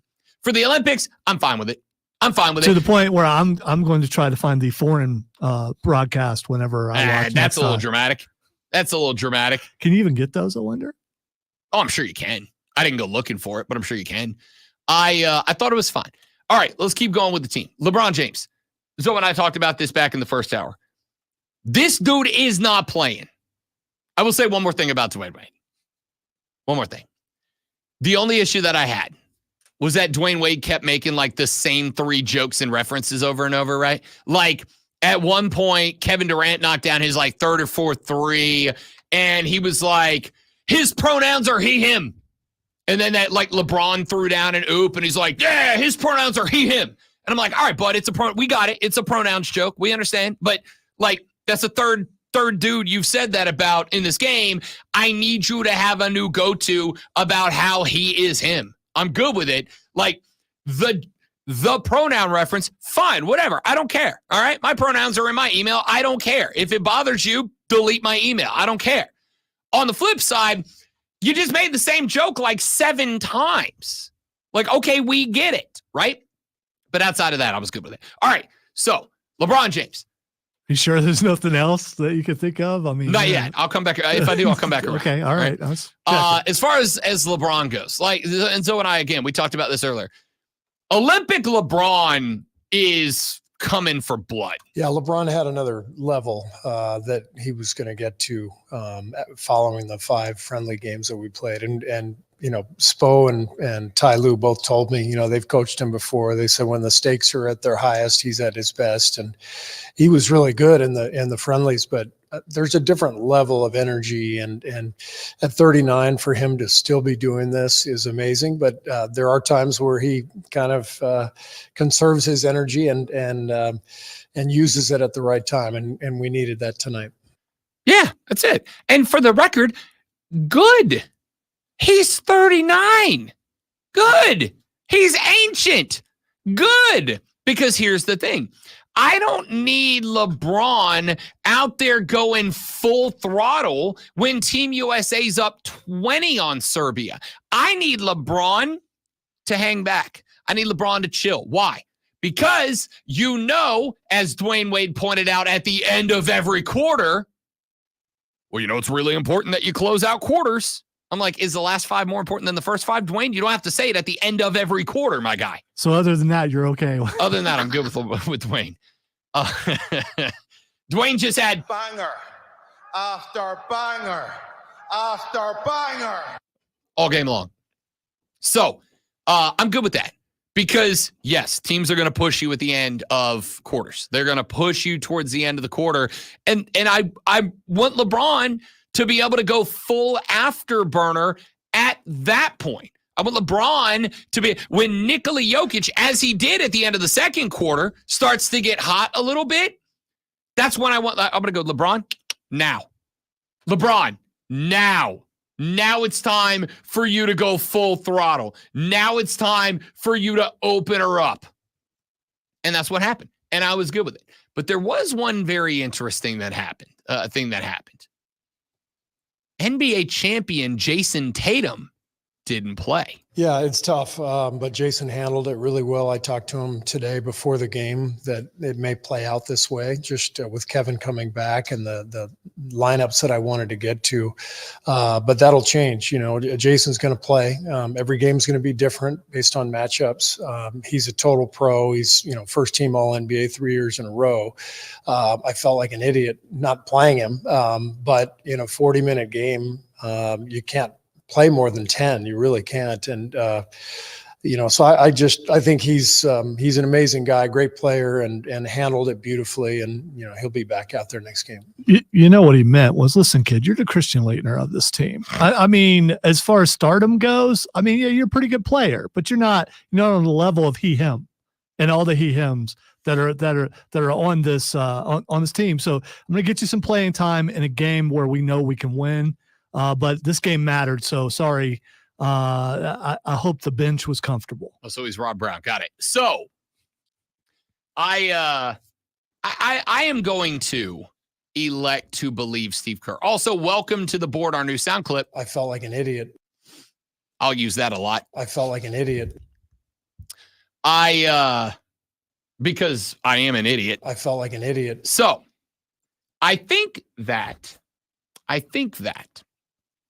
top to bottom, I believe Steve Kerr here because there's not really, and I was thinking about this after we got off the air and they pointed out Jayson Tatum never saw the floor.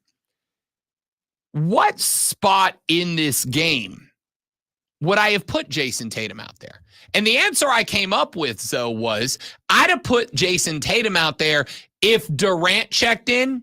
And Durant was like, needed some time to like ramp his game up, but he didn't. He came out there and started 8 of 8, including 5 of 5 from deep. Kevin Durant was on some flow. You're a winner, man. You're the real deal. You're picking up chicks. And that's the spot I'd have gone Jay Tate, but I didn't need him. And when he's playing well, when LeBron's balling out, those two guys are playing the spot that Jayson Tatum would go in, but I'm able to flip-flop those two guys who are white hot. And now what I have is a fully rested Jayson Tatum to go off against South Sudan while I give Braun and KD some time to rest their legs heading into the final group stage match, which hopefully won't matter, but might. There was another guy who didn't play. Why are we not talking about him? Because Jayson Tatum's Jayson Tatum. Yeah, but what's the other guy? What's his name? Who else didn't play? Derek White played. I think the dude who played for the Sirs. Don't call him that. Don't give him anything. We give him nothing. All right. Halliburton. Tyrese Halliburton? Yes. I think you're right, actually. I don't think he got PT. Yeah, he didn't play. But I'd also and argue, no one cares that he didn't play. It's all about Jayson. Is Halliburton not good? If I'm keeping it a buck, you're right. Like, Halliburton is good, but is he Jayson Tatum good?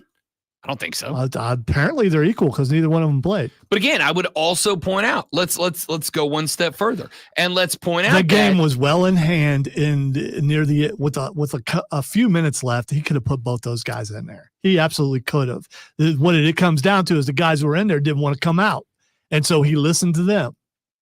I will tell you,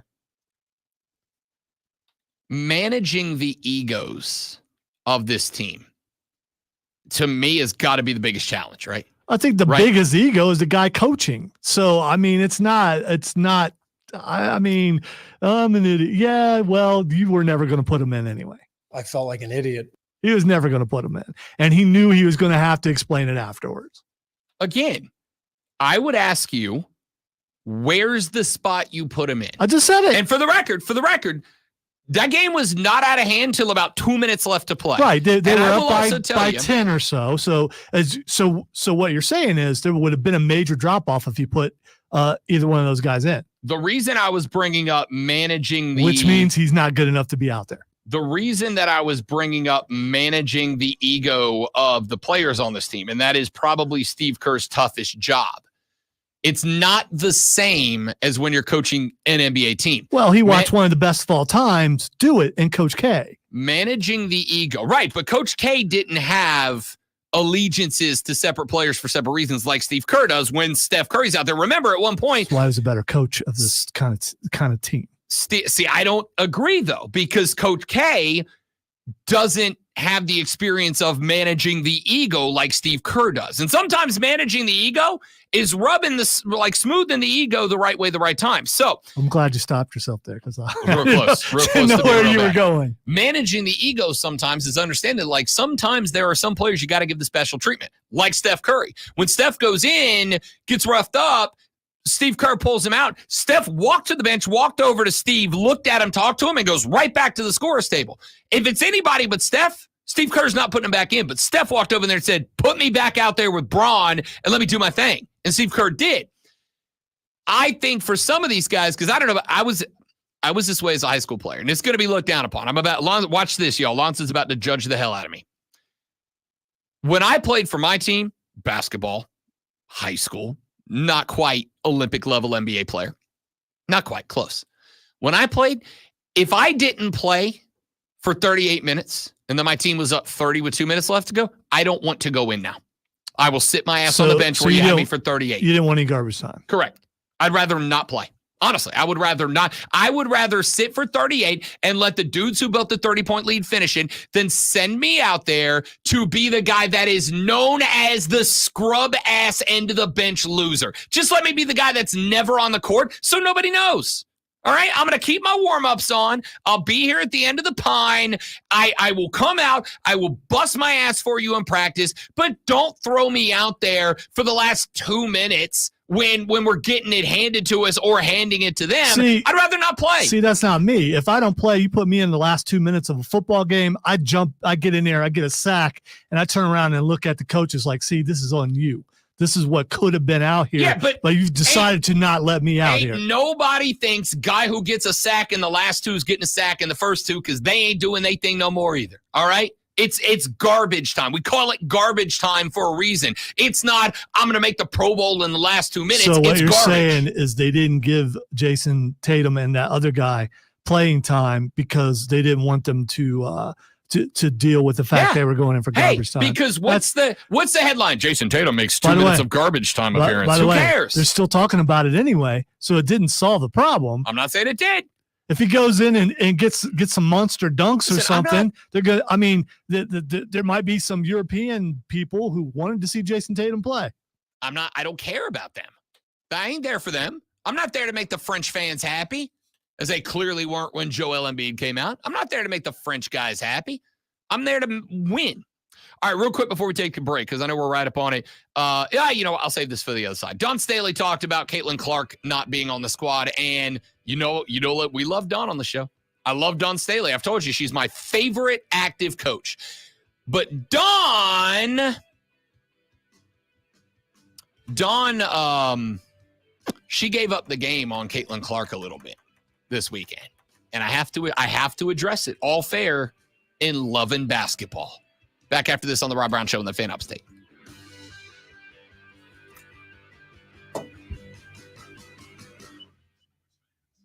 Yes, I'm in the starting blocks because I have to pee.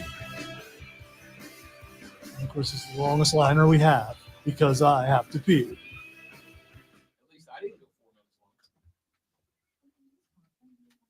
Getting ready to pull out Gable, man. Getting ready to.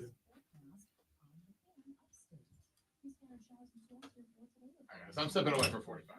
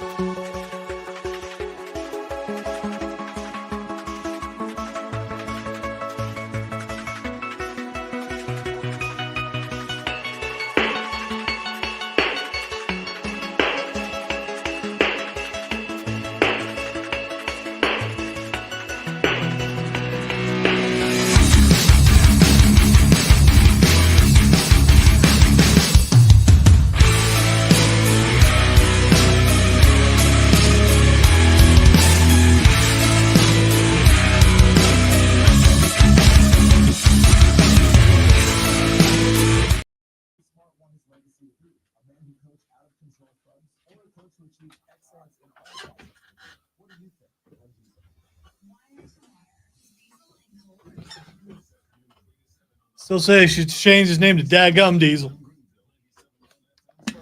Dadgum Diesel. You ever played wiffle ball, like real wiffle ball? I've hit a wiffle ball. Yeah, but have you played wiffle ball? I don't think I've ever played. I did. I don't know if I have.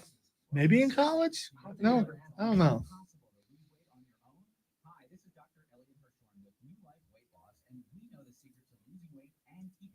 Are you looking at adult wiffle ball leagues? No, I'm looking at a guy who apparently, I'm watching it. Again, I don't know if it's the internet. It could be totally made up. But a guy who apparently throws a wiffle ball 106 miles per hour. Don't believe it. Do not believe it. I don't think that's scientifically possible. His last name's Stoner. Stoner. Or at least that's the name on the jersey. It might be his lifestyle. I mean, if you can smoke weed and then do this, I think you figured it out. Maybe it limbers him up.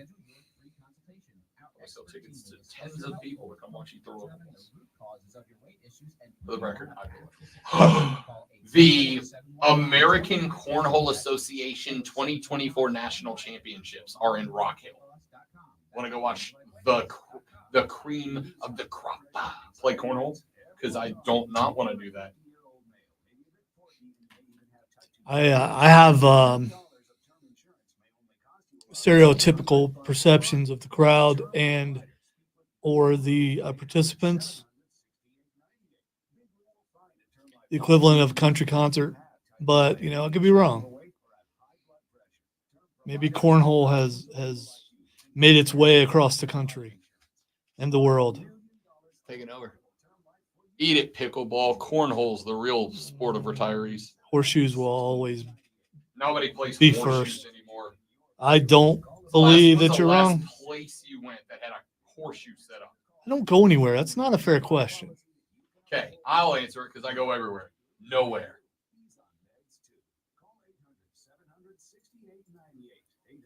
I think horseshoes might be regional. I mean, I'm around a lot of places where there's horses. I'll say horseshoes are big in Ohio. I know that. I did see a game that I'm going to build. You know how people play washers? You seen people throw washers before? Mm-hmm, It's kind of like cornhole, smaller board, but you throw washers, like hardwood washers. I mean, but I was in Buc-ee's yesterday. What's the distance? 10 feet. Okay. But the board's like only like that big. How big's a washer? It's a washer, like a. I know, but they make little tiny washers. I saw one yesterday. I thought this was something you and I could play here. I thought that's what No, we could theoretically play it just back and forth across the wall. All right, so y'all know I love Dawn Staley. I do. I am a big fan. I have said multiple times, and I mean it. She is, as far as I am concerned, she is my favorite coach in really in sports right now, to keep it a buck. Dawn Staley is not coaching the women's Olympic teams, but she is in Paris, France. She is there as part of the presidential delegation to the Olympics. And yesterday, Mike Tirico had her on during the pre, halftime, and post-game shows for the men's team. Well, they also spent some time talking about the women. And Dawn Staley was asked a little bit about the selection process for Caitlin Clark. And here's what Dawn had to say. There's so much conversation about women's basketball. The run you at South Carolina had to the national championship, a perfect season. Obviously, Caitlin Clark. And there was so much conversation on, should Caitlin be on the U.S. women's national team? You were part of the selection group. Mm-hmm. Give me your read on that now that we've got a little bit of time and we can get into some clear air to see what happened. Right. When as a committee member, you're charged with putting together best team of players, the best talent. Caitlin is just a rookie in the WNBA. Wasn't playing bad, but wasn't playing like she's playing now. If we had to do it all over again, the way that she's playing, she would be in really high consideration of making the team because she is playing head and shoulders above a lot of people, shooting the ball extremely well. I mean, she is an elite passer. She's just got a great basketball IQ, and she's a little more seasoned in the pro game. In a couple of months. Yeah, in a couple of months than she was 2 months ago. It's great perspective to add there. So I heard that. I said, hang on. So I went back and I looked at when it was that we first found out that Caitlin Clark was not on the team. We first found out that Caitlin Clark was not on the team somewhere in the neighborhood of like June 9th. Basically, they made the determination on Caitlin Clark not making the team after 12 games. And for the record, same with Angel Reese. Okay, same with Angel Reese. But 12 games. We decided 12 games was what they decided not to send Caitlin Clark for. But that also means something else. Because I understand that if you were basing it on the first month of which is what they did, according to this, the first month of Caitlin Clark's WNBA career, and solely on the first month of Caitlin Clark's WNBA career, it would make sense. The numbers weren't spectacular. But that also means that you ignored everything she did at Iowa. It also ignores everything she did that made her the number 1 overall draft pick. It also ignores everything that made her the best player the women's game at the college level has ever seen. And basically what you said was, we think that 12 games, we think that 12 games was enough to justify losing her or leaving her off. Now, let me be real clear about one thing. I said this about Diana Taurasi. I said this about a bunch of Olympians. Always have, always will. The Olympics are not about anything but winning, right? I think we can all acknowledge that. We know the NFL has a lot to do with selling tickets, selling merch, getting people to watch TV. NBA, NHL, MLB, all of it. It's a lot to do with selling tickets, moving merch, and getting people to watch. But the Olympics are not about feel-good stories, and they're not about the feelings, and they are about Ask winning. Jayson Tatum about that. People are learning that. 100%. Yeah. And for the record, if Steve Kerr is telling the truth and Jayson Tatum really looked him in the face and was like, Coach, whatever we needed to win, infinite respect to Jayson Tatum for that. Because it is not about the feel-good stories. It's about the winning. And Steve Kerr said as much when asked about Jayson Tatum not playing. So, I don't care. And here's why I say that. I do not care whether Caitlin Clark would have raised awareness about women's basketball in the Olympics. I don't care. I don't care if she would have sold 1 billion Team USA jerseys with 22 on the back. I don't care. I don't care if she would have quadrupled the amount of people watching women's basketball in the Olympics. I don't care. I care about one thing and one thing alone. Lonzo, could you cue up Charlie Sheen for me? Because Charlie knows the one thing that I am looking for here. Well, it's on here. It got so many things. It's Charlie! Trying to find it. Charlie! I can't find it. It's too much pressure. Charlie! Where you at, Charlie Sheen? I need you, Charlie Sheen. What's the one thing we care about in the Olympics, Charlie Sheen? The only thing that matters, Charlie Sheen. Actually, that might have disappeared when we went through all the problems that we had over here. Fine, I'll do it myself. Charlie, the only thing we care about in the Olympics is winning. Winning. But see, here's the thing. Caitlin Clark would have helped you do that. Yeah, I'm still salty about it. I really am. Because what we just got here was Don Taylor saying, oh, now that Caitlin Clark looks like Caitlin Clark from the college days, we would put her on the team today. We'd add her to the roster today. Yeah, except we knew that was coming down the pipe, right? There he is. Thanks, Charlie. Welcome to the party, Charlie. I had to go pull it out of files to get it back in there, but now it's back where it belongs. Respect the hustle. You took 12 games of her WNBA career on, by the way, the worst team in the WNBA. You took 12 games of her on the worst team in basketball and decided that was enough not to send her, and ignored everything she did during her tenure at Iowa, when she was the best basketball player for multiple consecutive years in the entire college ranks, and decided that wasn't enough. Yeah, I don't like it. I don't like it. I think we blew it. I don't care about the jersey sales. I don't care about the fans. I don't care about the TV audience. Charlie Sheen, I care about one thing and one thing alone. Winning. Bingo. And I feel like we kind of botched that. Maybe it's just me. I don't know. That's how I felt about it. That's how I still feel about it. We blew it. So we got that. We got Team USA Soccer, both the men's and the women's squad pick up a dub. Of course, the American men, after getting smoked by France in the opener, that's the home side, right? You expect the home side going to come out in game number 1 and give you everything that they've got in that spot. And they did.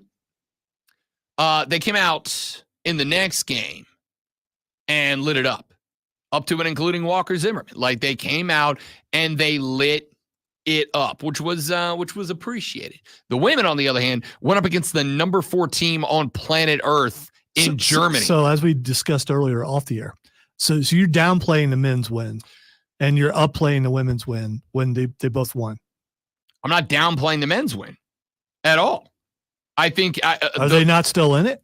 They are, but what they need to do to reach the quarterfinals in this is long, and it's because of the spot that they put themselves in.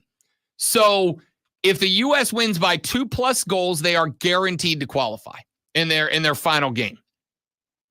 If they win by 1 goal, it will likely be enough, though it does not automatically guarantee qualification, as there are a couple of scenarios where the U.S. men could still be eliminated. If France wins or draws versus New Zealand, France will win the group with the U.S. qualifying in second. If New Zealand wins versus France, that leaves France, the U.S., and New Zealand all on 6 points, and places are then decided by goal differential. If the U.S. wins by 1 goal and New Zealand by 1, 2, or 4 plus, the U.S. goes through in the second. But if the U.S. wins by 1 goal and New Zealand by 3, all teams have equal goal differentials, and it comes down to goals scored in the group. If the U.S. wins 1-0 and New Zealand 3-0, the U.S. finish second. If the U.S. wins 1-0 and New Zealand 4-1, the records between the U.S. and France are identical. New Zealand wins the group. France finishes second as they won the group game against the U.S. Any other 3-goal margin score, including like a 5-2 tally to New Zealand,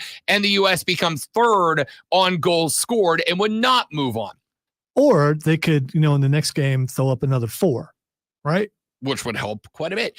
Win by 2 or more, automatically going on. Right. Automatically going on. All right, you named a ton of scenarios, and you acted like that they're out of it. Yeah, but here's the thing. Winning by 4 in soccer, even when you're playing lower tier teams like Guinea, who is up next, is not a guarantee. It's not a guarantee. Winning 1-0, winning this game 1-0 is very likely. Very likely.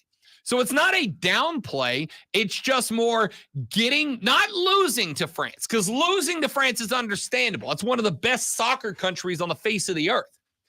Getting smoked 3-0 by France created a world where you've either got to go out and do something remarkable to move on, or you've got to win the game and then really hope that the French help you out. All right, I hate to change subjects, but I have to do this. You're doing something Thursday night that's pretty cool. I am doing something Thursday night that's pretty cool. You know what else? Do we want to do that thing? Some other people could go with you on Thursday night. We do want to do the thing. Yes. Ladies and gentlemen, coming up on Thursday, it is Carolina Panther Fan Fest at Death Valley Memorial Stadium on the campus at Clemson. Rob Brown and Diesel will be there live from 3 to 7 p.m. for Wire to Wire with Diesel and Rob Brown for that day. We'll be live at FanFest, and guess what? So can you. Because right now, 844-326-3663, Lonzo, caller number 2. Caller number 2 right now to 844-326-3663 is winning a family 4-pack of tickets to go to Panther Fan Fest on Thursday at Memorial Stadium on campus at Clemson. You are going to get to go, watch some practice, get engaged in the activities and whatnot. That is all coming up on Thursday. So right now, caller number 2 to 844-326-3663, winning a family 4-pack to come hang out with Diesel and me and the Carolina Panthers this Thursday. Caller number 2 right now. We're back after this on the Rob Brown Show in the Fan Upstate. All right, guys, we got to step away to let Lonzo answer the phone. Be right back.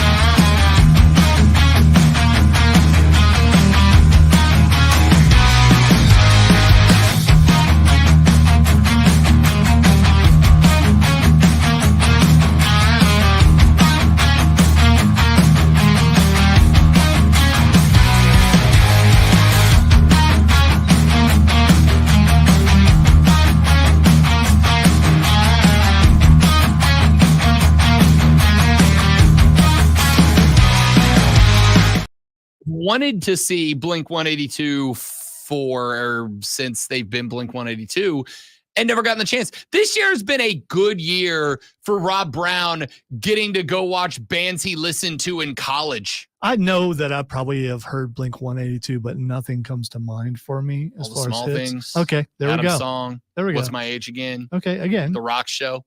All right, I knew half of those. So, and the other thing is, titles don't always have something to do with what the content of the song. So maybe I hear the song and go, "Oh yeah, I know that." You probably recognize all of them. One of my favorite songs ever, just called "Damn It." Great song, banger of a song. Yes, I've heard that song. There you go. Couldn't tell you how it goes. There you go. An album called "Take Off Your Pants and Jacket" was a great album. Enema of the State was a phenomenal album. One of the early Rob Brown bought that album with his own money albums, without a doubt. So yeah, never gotten to see Blink. We'll get to see Blink tonight. Pretty jacked up about it. All right, so you've seen Creed twice. I've now seen Creed twice. Do you think, and you never got to see him beforehand, so that's pretty cool. Correct. So you think Blink's going to be better? A different kind of band. No. It's Creed, dude. Will they have a light show? It's Creed. Oh, I'm sure it's going to be way over the top. I got told when I told a buddy of mine over the weekend that I was going to see Blink for the first time, I got told, have your camera ready for when the confetti cannons go off. Now, confetti cannon, full cannon. I'm all in. It's going to be incredible. Can't wait. Okay. Said cannons, by the way. Confetti cannons. Multiple cannons for confetti. Okay, we've in person seen Solo Cup cannons. Correct. But I've never been to a place where there was confetti cannons. I've seen them on TV, but I've never been to a place. Well, I get to tonight. Pretty jacked about it. Never seen Blink. Getting to see Blink for the first time today. Is it just them? Don't know, to tell you the truth. Don't know. Haven't looked. Almost kind of want to be surprised. We'll see. But I am very excited about it. All right. Couple more things to get in here before we get out of here for the day. I know I said that we were going to have the interviews with Munson and Klubnik. Obviously had multiple guests throughout the day today, so ended up out of time. We will run those for you on tomorrow's edition of the show. I do want to do this. Don't forget, we have a special guest tomorrow that we haven't talked about enough. You are not incorrect. Tomorrow, coming up at 8:20 a.m., we will be joined here in studio by All Elite Wrestling megastar Orange Cassidy, who is, by the way, over the past 3 or so years, become a beyond favorite of both the Great One and I. Yeah, so get your questions ready for Orange. Cannot wait to see him sitting right over there. That's going to be awesome. He will be in studio with us tomorrow at 8:20, and we're pumped about it, man. It's going to be awesome. I'm curious. We had someone earlier tell us that wrestling was fake in the building, and he thought it was impactful when he said that. Should we have Orange visit that person? Listen, I'm going to tell you how I handle this now. Just like I did this morning. When someone says that, I just stop talking, because what they are looking for is a rise. They're looking for the reaction. And Lonzo, you know this better than anybody else. The worst thing in the world is when you go and you jab to get a reaction out of somebody and they never even look up from the book. You're right. It's the worst thing in the world. But did he not make a mistake doing that to me? Yeah, he did, because you bit. Hook, line, and sinker. You were all in on it. No, from here on, he can't do anything that's not fake, because I'm going to point out everything that he does, which I did earlier, and he couldn't dispute anything that I said, including his fake ripped jeans, that I will, because he did it in such a way. It was, all right, it was Mark Ryan-esque. And when you do something Mark Ryan-esque, you're going to get me coming at you for a while. I'm just saying. You bit, you gave him the reaction he was looking for. He regrets already. He's going to regret even further, like 6 months from now, when I'm still doing it. I wish you the best. Colonel Grudge for a reason. I wish you the best. All right. I do want to throw one thing out here at you real quick. Not terribly long ago, Georgia coach Kirby Smart took a jab at the Oregon Ducks, made a reference to Oregon being able to recruit because of Phil Knight's money, right? He did this back about a week and a half ago. Kirby Smart said, I wish I could get some of that NIL money he's giving Dan Lanning. Now, it was a lighthearted joke because Kirby Smart and Dan Lanning have worked together. They're both from the Nick Saban coaching tree. They were on the same staff under Nick Saban at one point. But my dude, my guy, Dan Lanning, decided to return fire on the Pat McAfee show. We don't have that yet. I think it's impressive that, guys like Kirby have been signing the number one class in the nation without, any NIL money this entire time. So impressive. No, obviously, Coach Smart took a little shot at us. I don't think it's a serious. If you want to be a top 10 team in college football, you better have great support. We have that, but it's not. It's 1 + 1 + 1, right? It's also the 34 or 300 teams that we went to this spring to visit us, the 23 satellite camps. It's when they come to your campus. It's our staff. It's our alignment with our entire university that makes, recruiting work. Okay. So this. Yes. Dan Lanning gets it. This is why I've said I have zero sympathy for coaches complaining about having to work harder and do more. Your job is going to get harder. You know who else's job gets harder year after year? Everybody's. Quick, somebody text me if you've ever had a boss come to you and go, hey, you're doing great work. I'm decreasing your responsibilities this year. Not your paycheck. Your paycheck's staying the same. In fact, you're probably getting a raise. But I'm going to ask you to do less. I'm going to give you fewer tasks to do. It's never happened. Everybody. And Dan Lanning just said what I've been saying for a long time. Is your job going to get harder? Yes. Yes, your job is going to get harder. You make a lot of money, bro. A lot of money. Coaches at the top, coaches who were at the FCS level, the second level, the lower schools. I got a little bit more sympathy for them. But the guys at the top level, none. Is Dan Lanning in an advantageous position because of the fact that Phil Knight is willing to go everybody?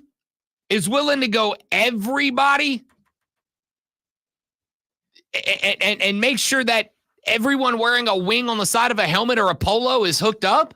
Yeah, of course Dan Lanning is in an advantageous situation for that. Of course he is. But that doesn't mean that you just get to go, oh, everything is sad and I hate it now. No. Your job is harder. Do it. Do it or leave. Do it and somebody else will step in and do it. It's not that hard. So, props to Dan Lanning for being the dude who owns it.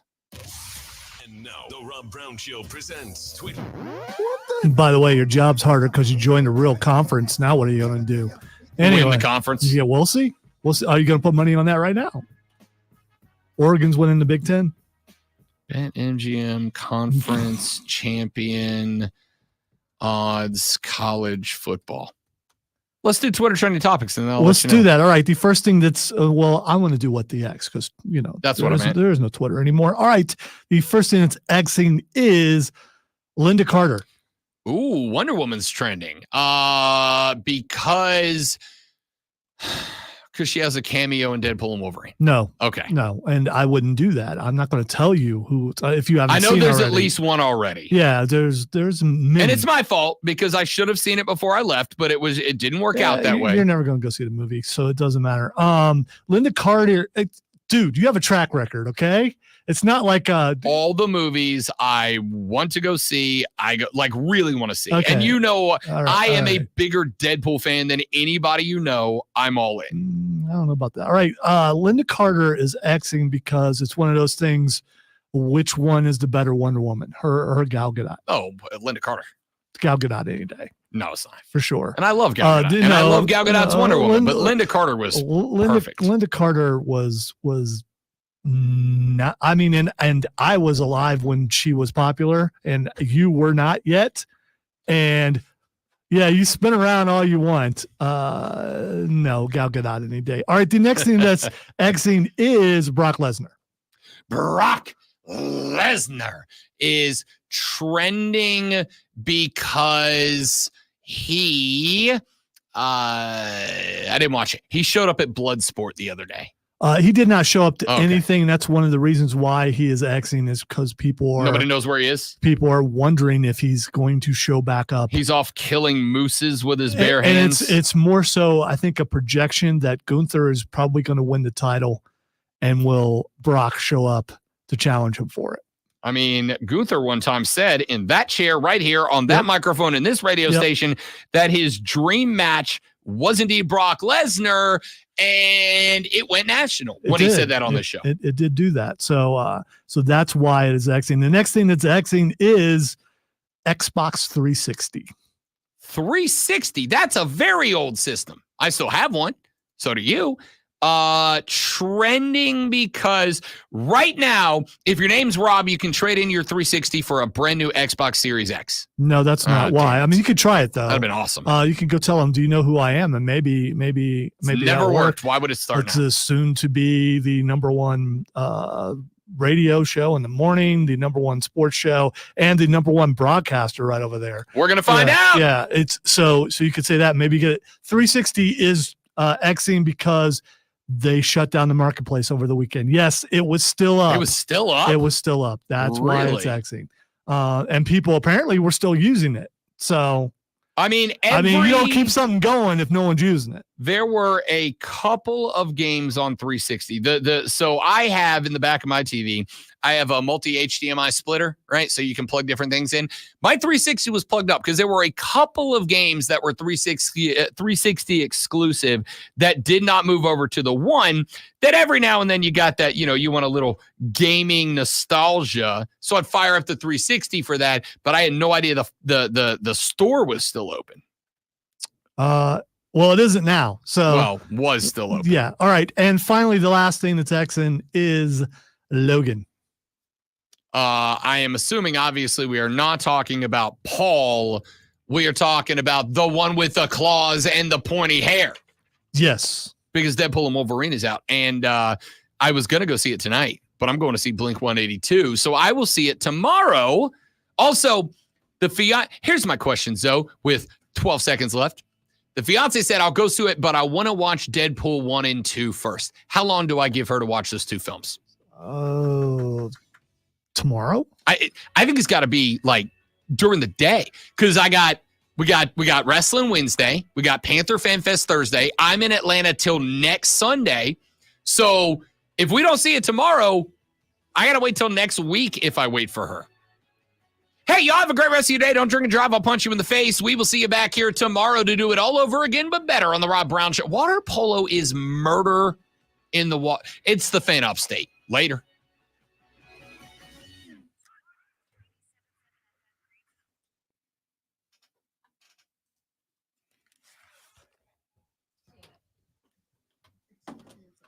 That hurt. Oh, what'd you do? Those little metal things that house the buttons, if you hit those wrong, it's painful. Rumor, Steelers quarterback Justin Fields has been having a good training camp, and the team is open-minded to the possibility of him being the team's starting quarterback, per ESPN. It's going to happen, and then you're going to have to tell me how right I was.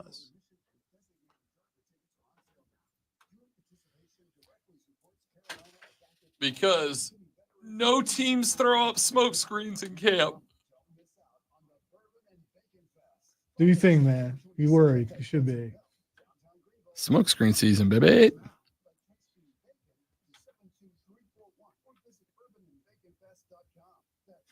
All right, dudes and dudettes. Joey B said, I finally retired my 360. It only lived for the last decade to run NCAA 14. Yeah, that's absolutely fair. Absolutely fair. And maybe that's why it held on all this time, and maybe that's why they're getting rid of it. Could be. Honestly, that's probably got something to do with it.